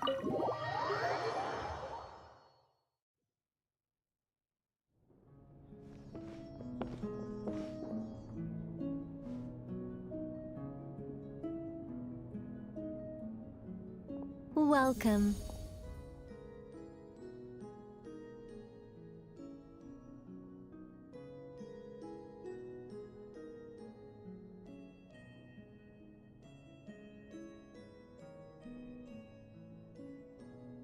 Wow! Your home's so pretty! Paimon loves what you've done with it.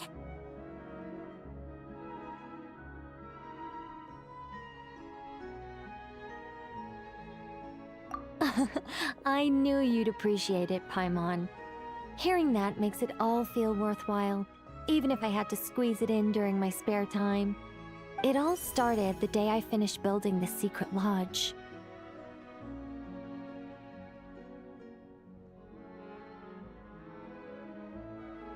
I was planning to keep the streak going and build a few more, but there was no one around to inspire me.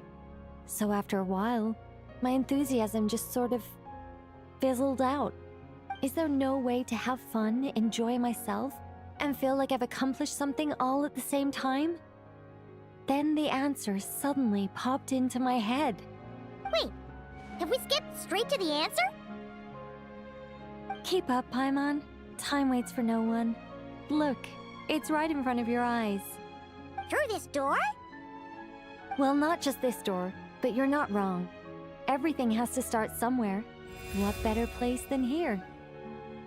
Are you ready? Oh, wait a minute! You're going too fast! Paimon can't keep up! What are we supposed to be getting ready for? Oh, don't you worry about that. You don't need to get ready for anything. It's just a turn of phrase.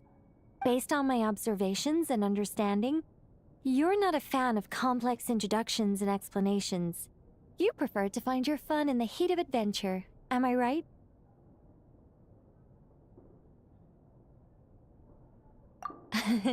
Glad to hear it. In that case, brace yourselves. I don't plan to hold back.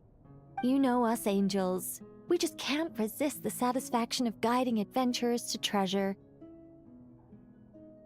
Well, seeing as the goal is to be kind and help others find happiness, why shouldn't I start by giving my own friends a few happy pointers? So, I had a sudden stroke of genius. I transformed my little lodge into a place where you can relax and have fun. I even hid treasure in each and every room. To tell you the truth, even compared to the other angels, I'm quite the expert when it comes to hiding things. If I were to bury a chest in the wild and not show you the way, I'm afraid you wouldn't be able to find it even after months of searching. Anyway, I digress.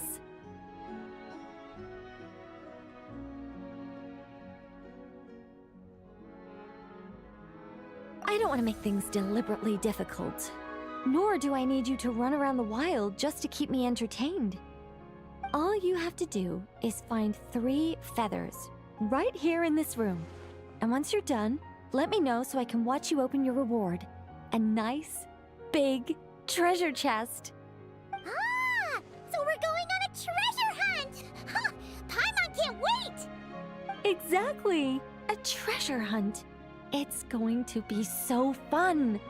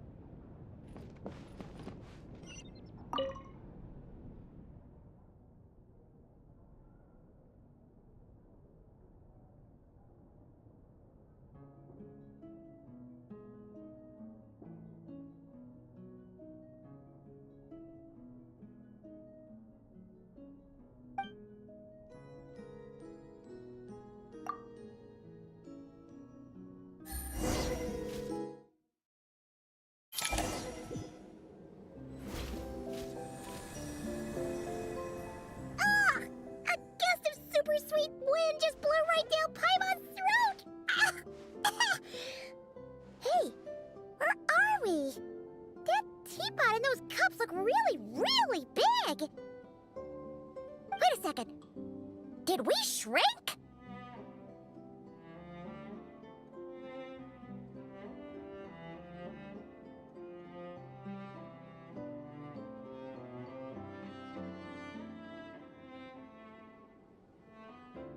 Apologies. I was hoping to invite animal actors, but alas, I'm used to dealing with thespians of a more stony-faced persuasion. Huh? Nicole, you shrink too? Paimon thought you were gonna be huge! Nicole, the magnificent, massive mage propping up the heavens while crouching down to talk? No thank you. I'm quite happy with my current size. Anyway, welcome to the Great Mage's Tea Party. Now, pour yourselves some tea.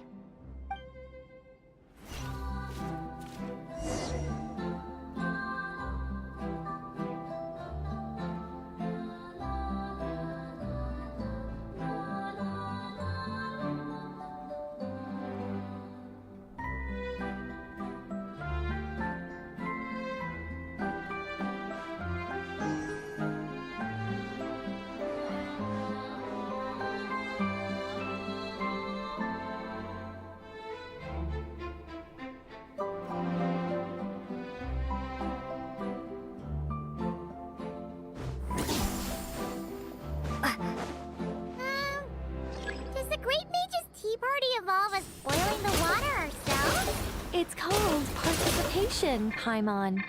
This is all about creating a sense of participation.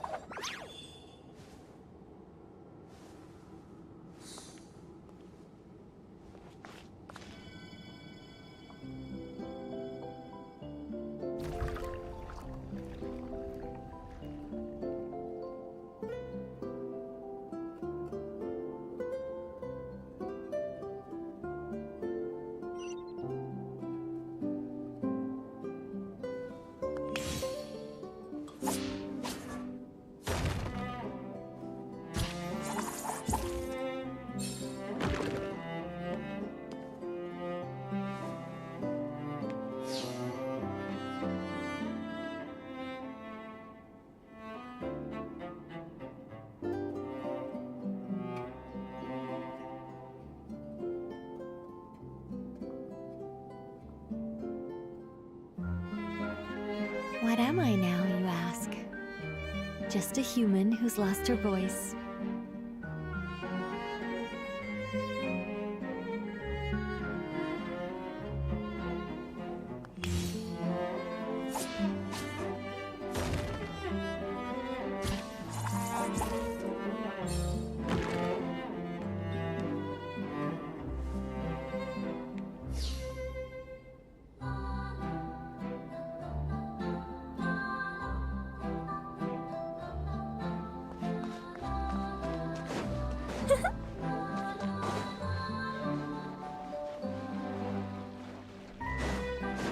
I think not.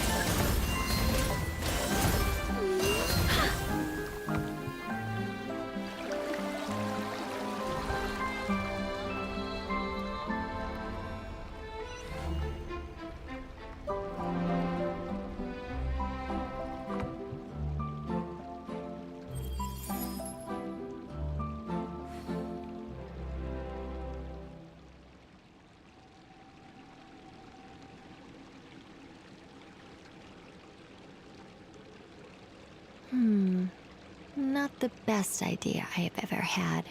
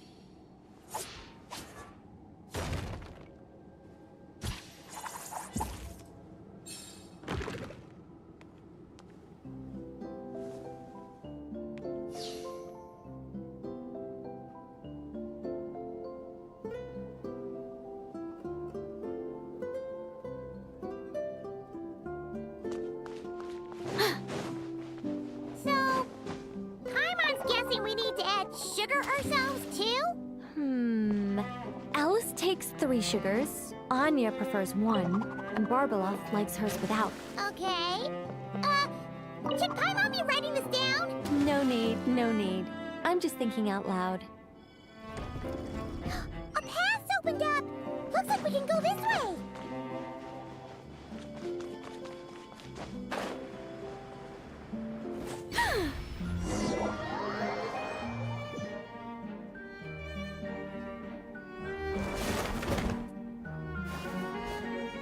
Whoa!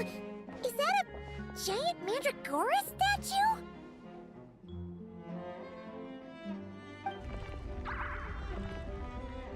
Hold on a moment. Sorry, just a minor technical difficulty. Let me see.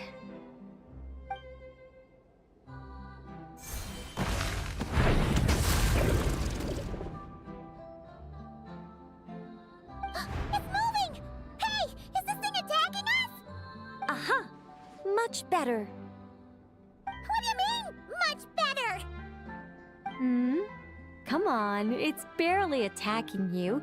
You can handle a little spirited tickling, can't you? Besides, this is the perfect opportunity for the traveler to show off some skills.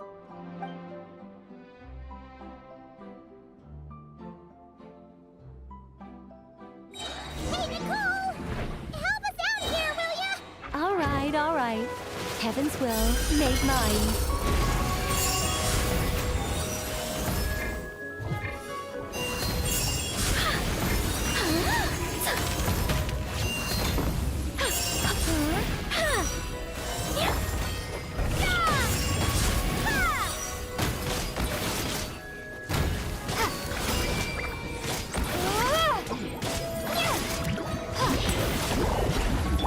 I live within you.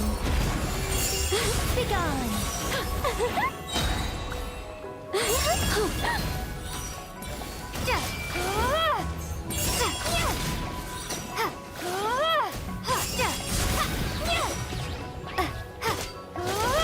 Our little secret.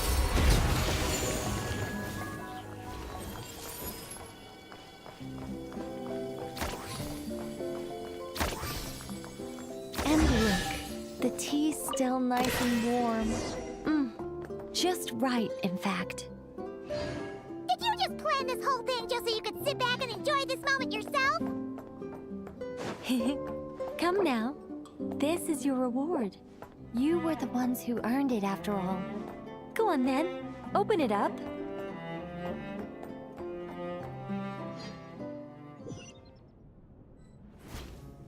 Paimon can't help but wonder why you're so excited about these rewards, Nicole. Sure, Paimon looks forward to the traveler's reaction when she gets her a gift, but this feels kind of different.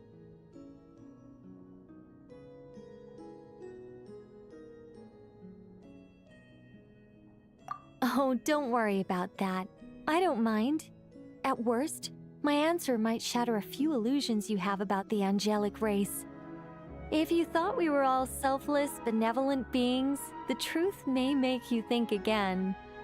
As for your question, my dearest Paimon, my excitement has nothing to do with sharing the joy of those I guide. Instead, it derives from completing the duties I am burdened with. Huh? It all started with the birth of the angels. We were entrusted with the mission to love all living beings on this land.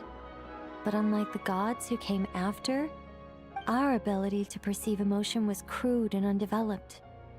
Most of the time, we simply executed our orders from above, like automatons following commands. Aside from enlightenment, guidance was our primary mission. It was one of the few instincts retained by my former peers after they were stripped of their wisdom. Upon completing our missions, we gained a certain sense of joyous relief. It was the most intense emotional experience an angel could normally undergo. Isn't that kind of sad? Maybe, but I prefer not to think of it as something worthy of pity. After all, not even the great ruler of the firmament can deny the truth of the emotions in my heart right now. Besides, Guiding others is a good thing in itself, don't you think?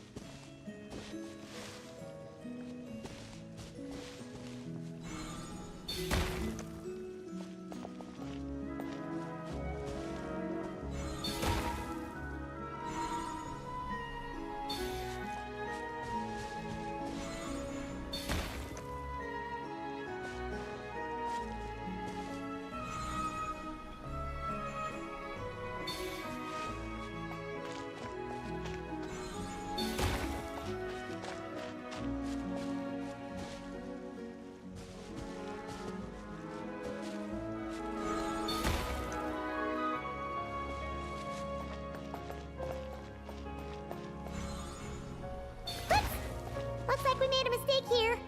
Reset and try again. Looks like we made a mistake here. Reset and try again.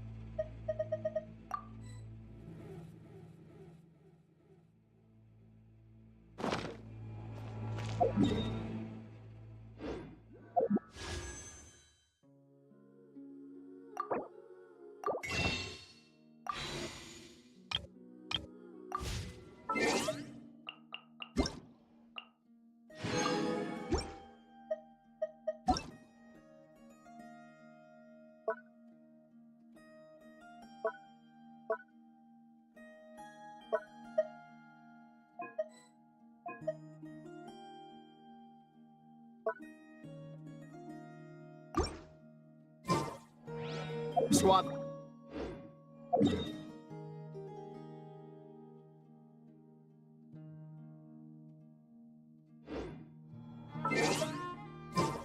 Got it.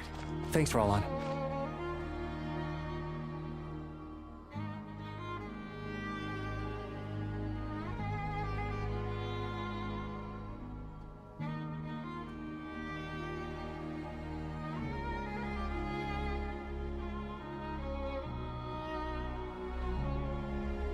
Staring into my eyes is ill. Squad leader, our comrades in the east seem to have butted heads with the Fatui. They say they're going to send someone over. Got it. I'll be over as soon as I can.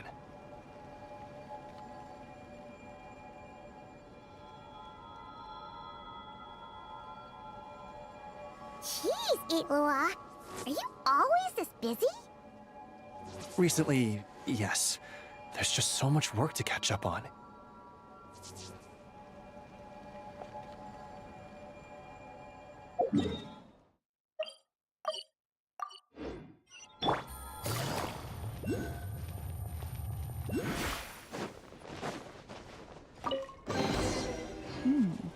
Easy money.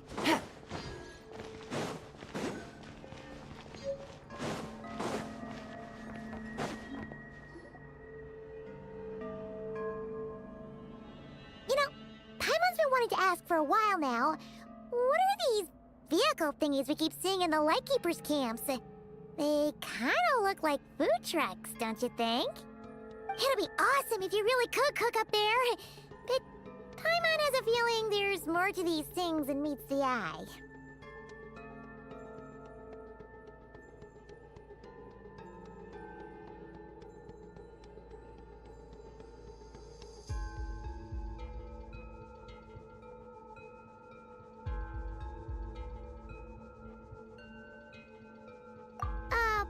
What? Yeah, that wasn't what Paimon was getting at. Oh, these? Officially, they're called moon wagons. They're transportation tools we made by modifying Snezhnayan mechanical vehicles. You can think of them as Kuvaki-powered mobile lighthouses. They're not quick by any means, but they save us a whole lot of trouble and manpower when it comes to transporting supplies. As for cooking functionality, I hadn't actually given that any thought. But you know, if we did install a toaster in there...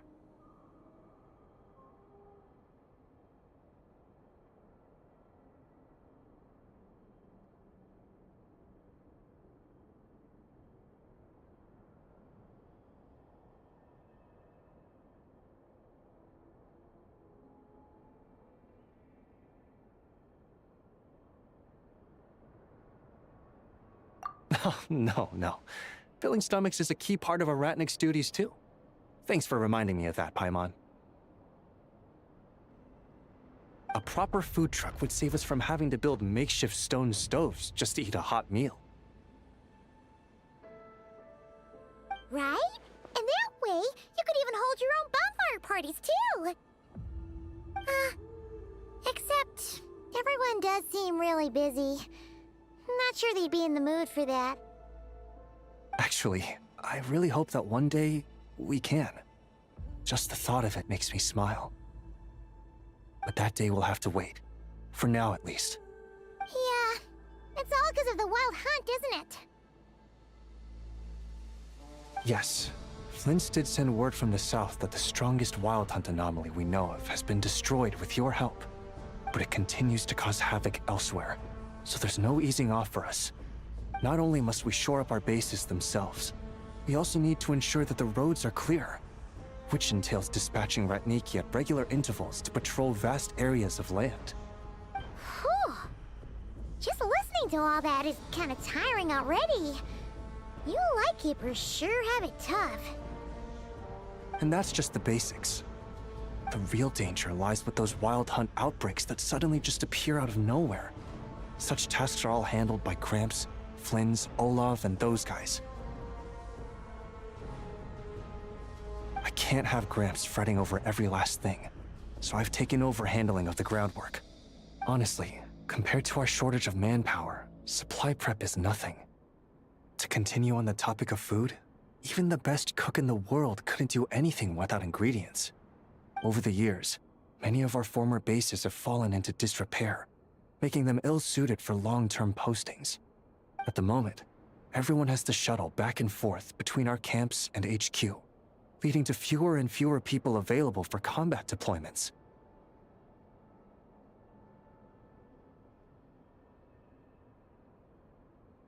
Yup, and that's turning this place into a permanent base. And most importantly, what's a Lightkeeper stronghold without a lighthouse? So, So, you want to build one here? Exactly. We'll need it if we're to stand any chance against the Wild Hunt's attacks. Which is easy to say, but in practice, I think you've seen enough to know it's not going too smoothly. Oh, right! Paimon almost forgot that we were here to help. So, what's the issue? Well, building our encampment will require lots of fuel and supplies. Generally, we bring it all in on moon wagons, all the way from Pyramida. If only it were so simple. The main problem is, we need a special kind of oil refined using Kuvaki. It's true that the plants nearby are full of Kuvaki, and they'll keep us going. For a while, at least. But supplying the fuel for a lighthouse is a whole other ballgame. Unfortunately, though, there's been no sign of the supplies that should have arrived last night. Valdez is in charge of transport, and he's always been meticulous, so it's unlikely that he got careless and missed the timing or something. And that's precisely why I'm worried that they might have encountered some trouble. Yeah, there's always a way out of every jam. Even if that means being trapped inside a sealed barrel or getting buried neck deep. Surely this can't be any worse than that. Don't tell me that's actually happened. I guess I underestimated you two again. Anyway, we can have a look around. Maybe they've just lost their way. Maybe so. Anyway, there's no time to lose, so follow me. Yep, let's move!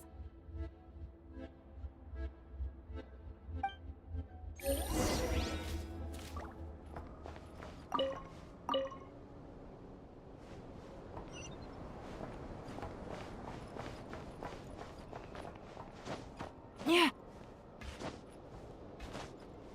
Hit.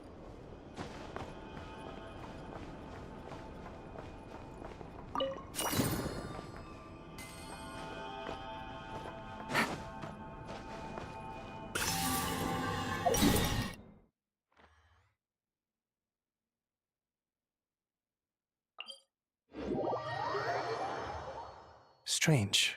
I thought I just heard something. Almost like... Huh? Have you noticed something, Eilua? Never mind that for now. Look over there. I think that's our missing transport.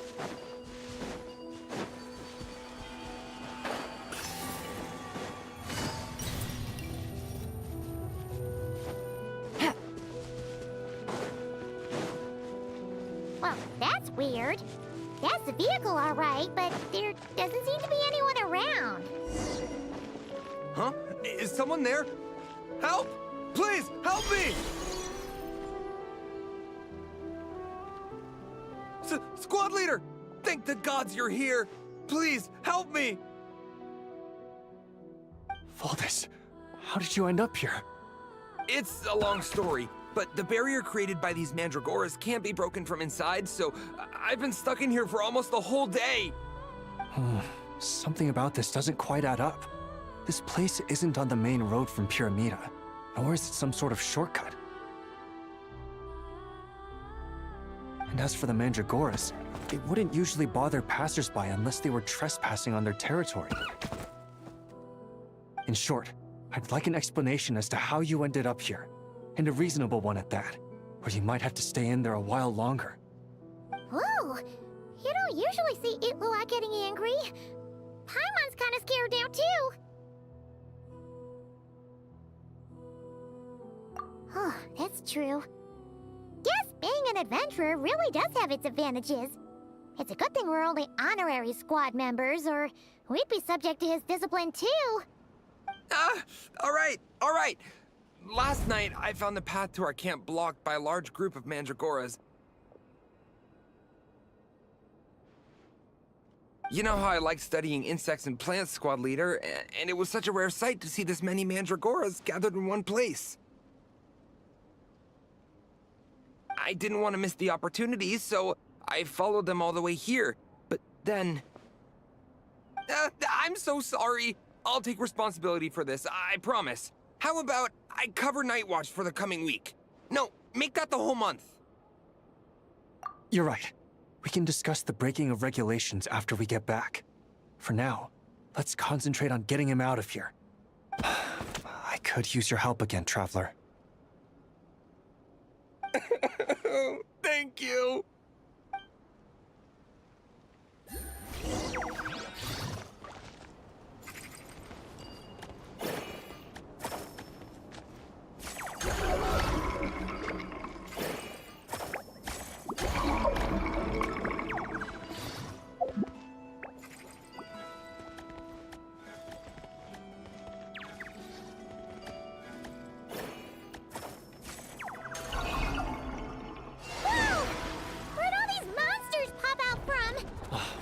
Guard down. Prepare for battle, everyone.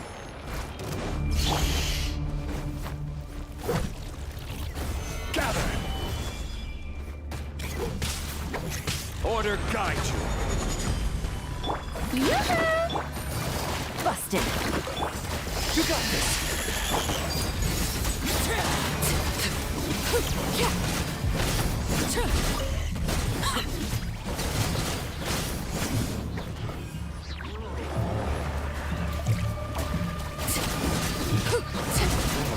This is order.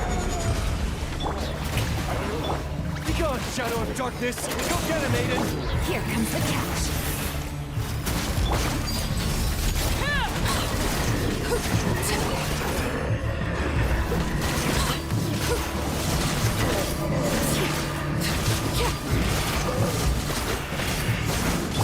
Light compels you! Order guide you. Shower me with grace! Laid bare.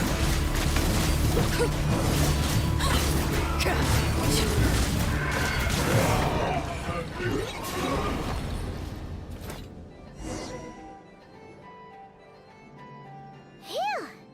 Finally drove off those monsters! What's going on here? Surely they couldn't have been waiting in ambush this whole time. The Wild Hunt. The Mandragoras. Huh, I get it. Huh? Have you figured something out, Iloa? Valdis, I think these Mandragoras trapped you inside the barrier to protect you. They're very sensitive to shifts in their environment. I myself heard some strange murmurs on the way here. Come to think of it, it must have come from the Wild Hunt monsters, who had yet to manifest at that time. These Mandragoras must have detected them very early on, which is why they barred your path and prevented you from continuing onward.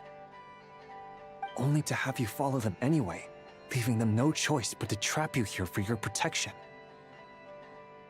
I see. So that's what was going on. No wonder they refused to leave the area. They probably only protected you because they detected the scent of grass and flowers on your person. Perhaps because of all the time you spend around them. Either way, thank you both. There doesn't seem to be any further danger.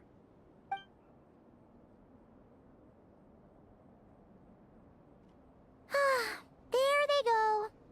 Adorable little fellas, huh? And they didn't even ask for a reward.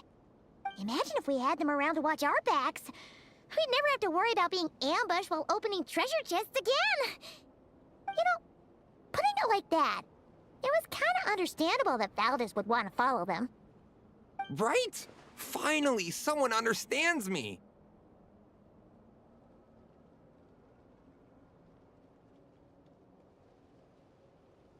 I know, I'm sorry. I'll take whatever's coming to me. All right, now that we've got him out, let's head back. The others are probably starting to worry.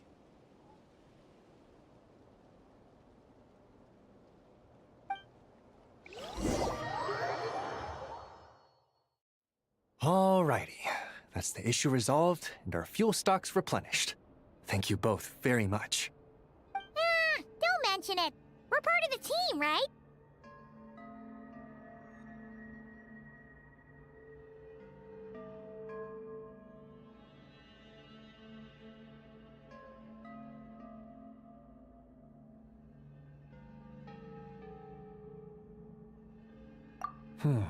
He neglected his duty while escorting a supply shipment, which is a violation of our regulations. However, He did encounter a pretty dangerous situation related to the Wild Hunt, and we didn't end up suffering any losses. As such, as per his wishes, he'll be responsible for protecting the lighthouse throughout its next month of construction. Hope he doesn't start slacking off again. Now that she's a member of the team, Paimon's gonna start coming down to check up on him. Oh, and to see how the lighthouse is coming along, too. Speaking of which, Paimon wonders what it'll look like once it's all done. It won't be as impressive as the one at Final Night Cemetery, that's for sure. Still, it'll be bright enough to serve as a beacon to guide travelers through the night.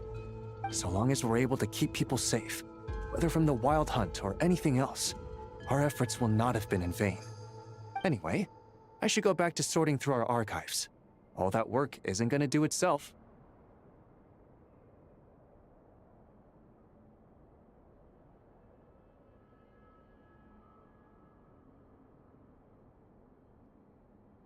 Don't worry, we won't be this busy forever.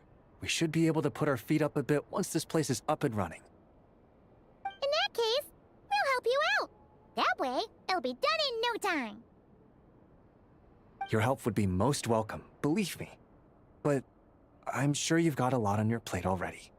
And asking you to come all this way just to do our work for us, it wouldn't feel right. How about this then?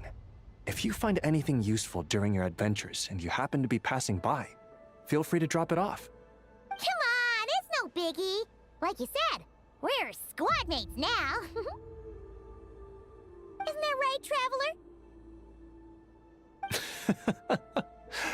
In that case, let me say again that it's an honor to have you as my squad mates.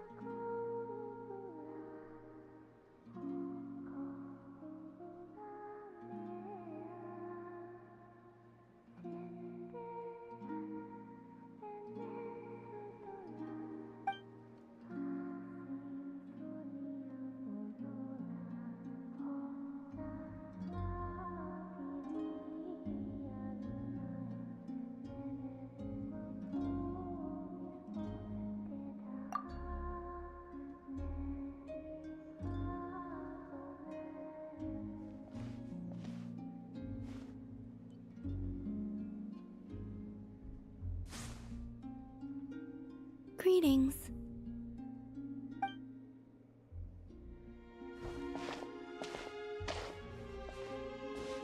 Huh? Are you heading out, Columbina? Yes, I need to get a lyre repaired. What? One of the Kuhenki's lyres is broken. She greatly values this lyre, so I wish to have it restored. Man, Kuhenki sure are multi-talented. Of course. This little one often performs around here, and I sometimes sing along. You know, Paimon's been thinking this for a while, but you sure do spoil the Kuhenki. Well, it's only right. They have kept me company all this time, and often bring me amusing objects as well.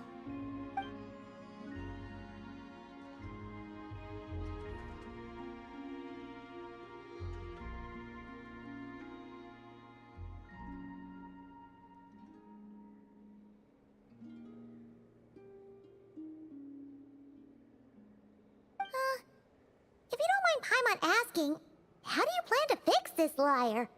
Didn't you say you didn't want to be seen by others? In the past, small animals or kuhenki would help deliver broken objects to an artisan's doorstep for me. All I had to do was wait for the artisan to find it. Of course, sometimes that would take a few days. Seems like a roundabout way of doing things.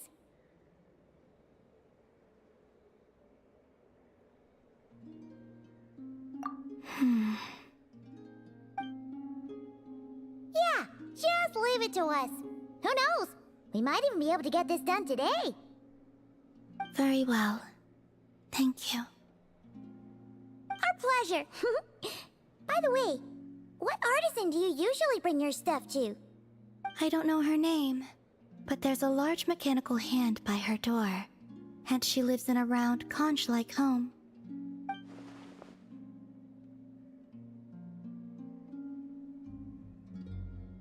The aroma of crumb cakes often wafts from within as well. Yep, that clears it up for sure.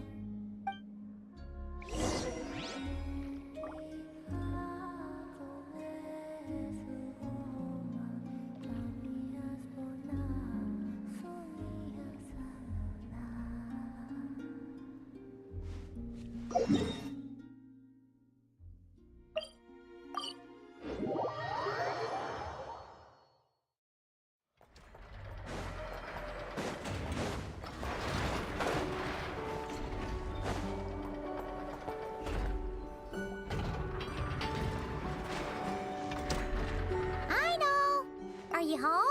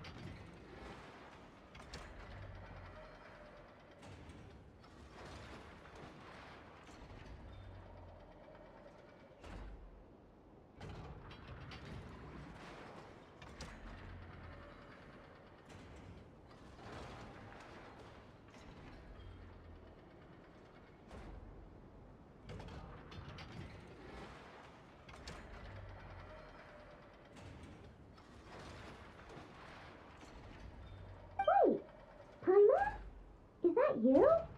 What brings you here, guys? Bring me any snacks? Paimon knew you'd say that. Here, we got you these on the way.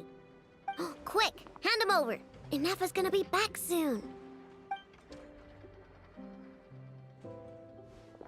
So, you here to hang out? What sort of fun things should we do? Actually, we need your help with something.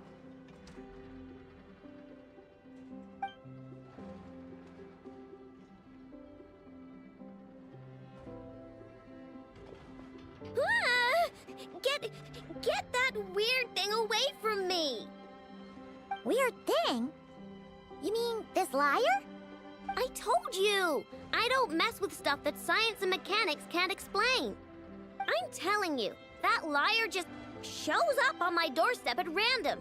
And after I fix it, the thing up and disappears.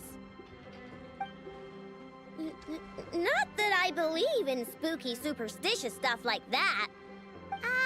Okay. Seems like there's some sort of misunderstanding here. What do you mean? she doesn't mean any harm. She just has her reasons for taking the lyre back without being seen. Really? You better not be making this up. Fine. I'm trusting you on this. I'll fix this thing for you, and this time, I'll try to make it last. Wait for me here. I'll be right back. Oh, knew we could count on Aino. Oh, Paimon feels a little bad. Columbina's random item drop-offs had her so freaked out, though. Yes, she deserves something in return. Exactly. Ah! What are you doing here? You scared us. I have something to give you. Huh? What are these? A few trinkets the Kuhenki collected. I thought the artisan might like them. Perhaps you could give them to her as thanks. Oh. Huh. What a weird collection of components. Yeah, alright. We'll pass them along. Take care on your way back. There could be people around here.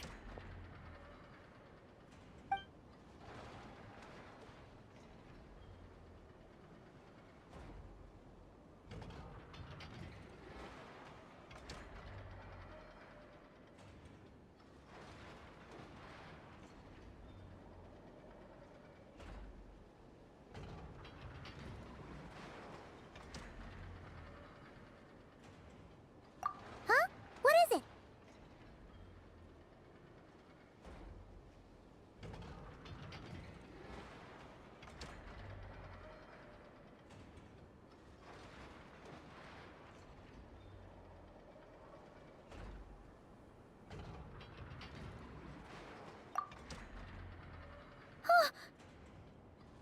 Hmm?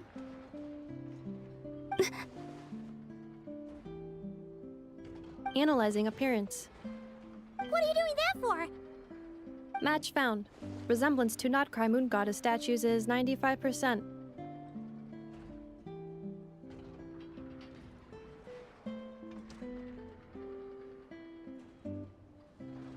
Increased heart rate detected in the traveler.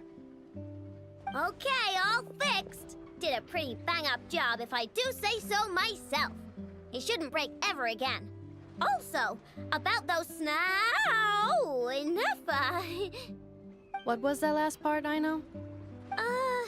Those snazzy new components worked great, too. Huh? Who's that behind you?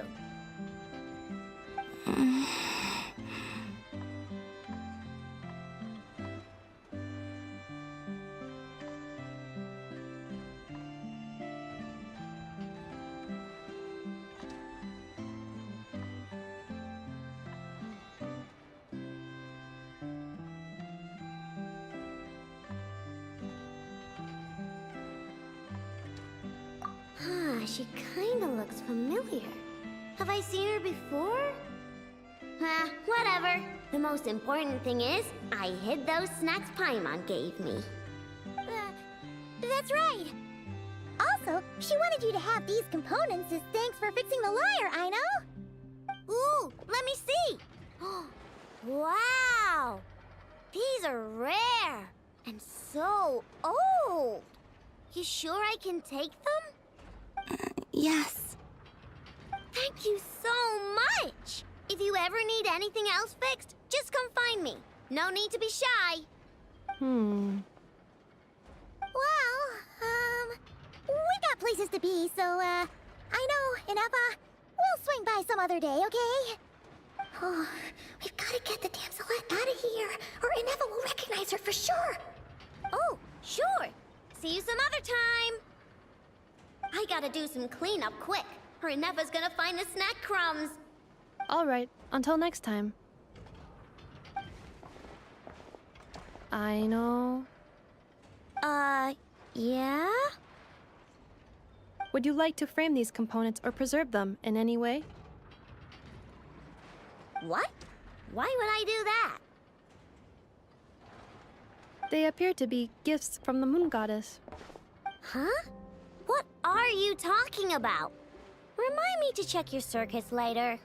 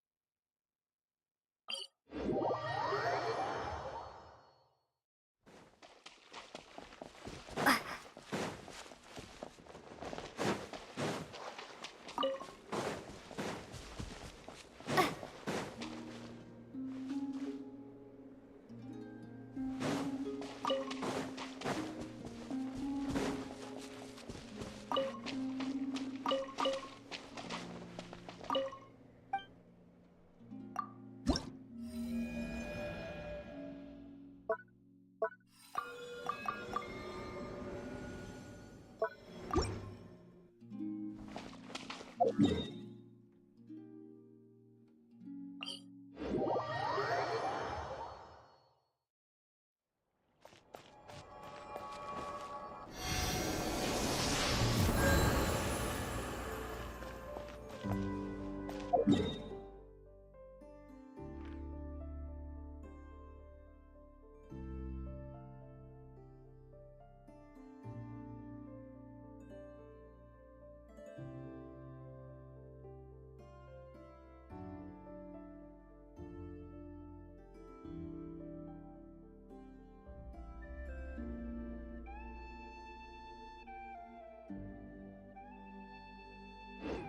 could the children be up to? Never mind. Let them do as they please.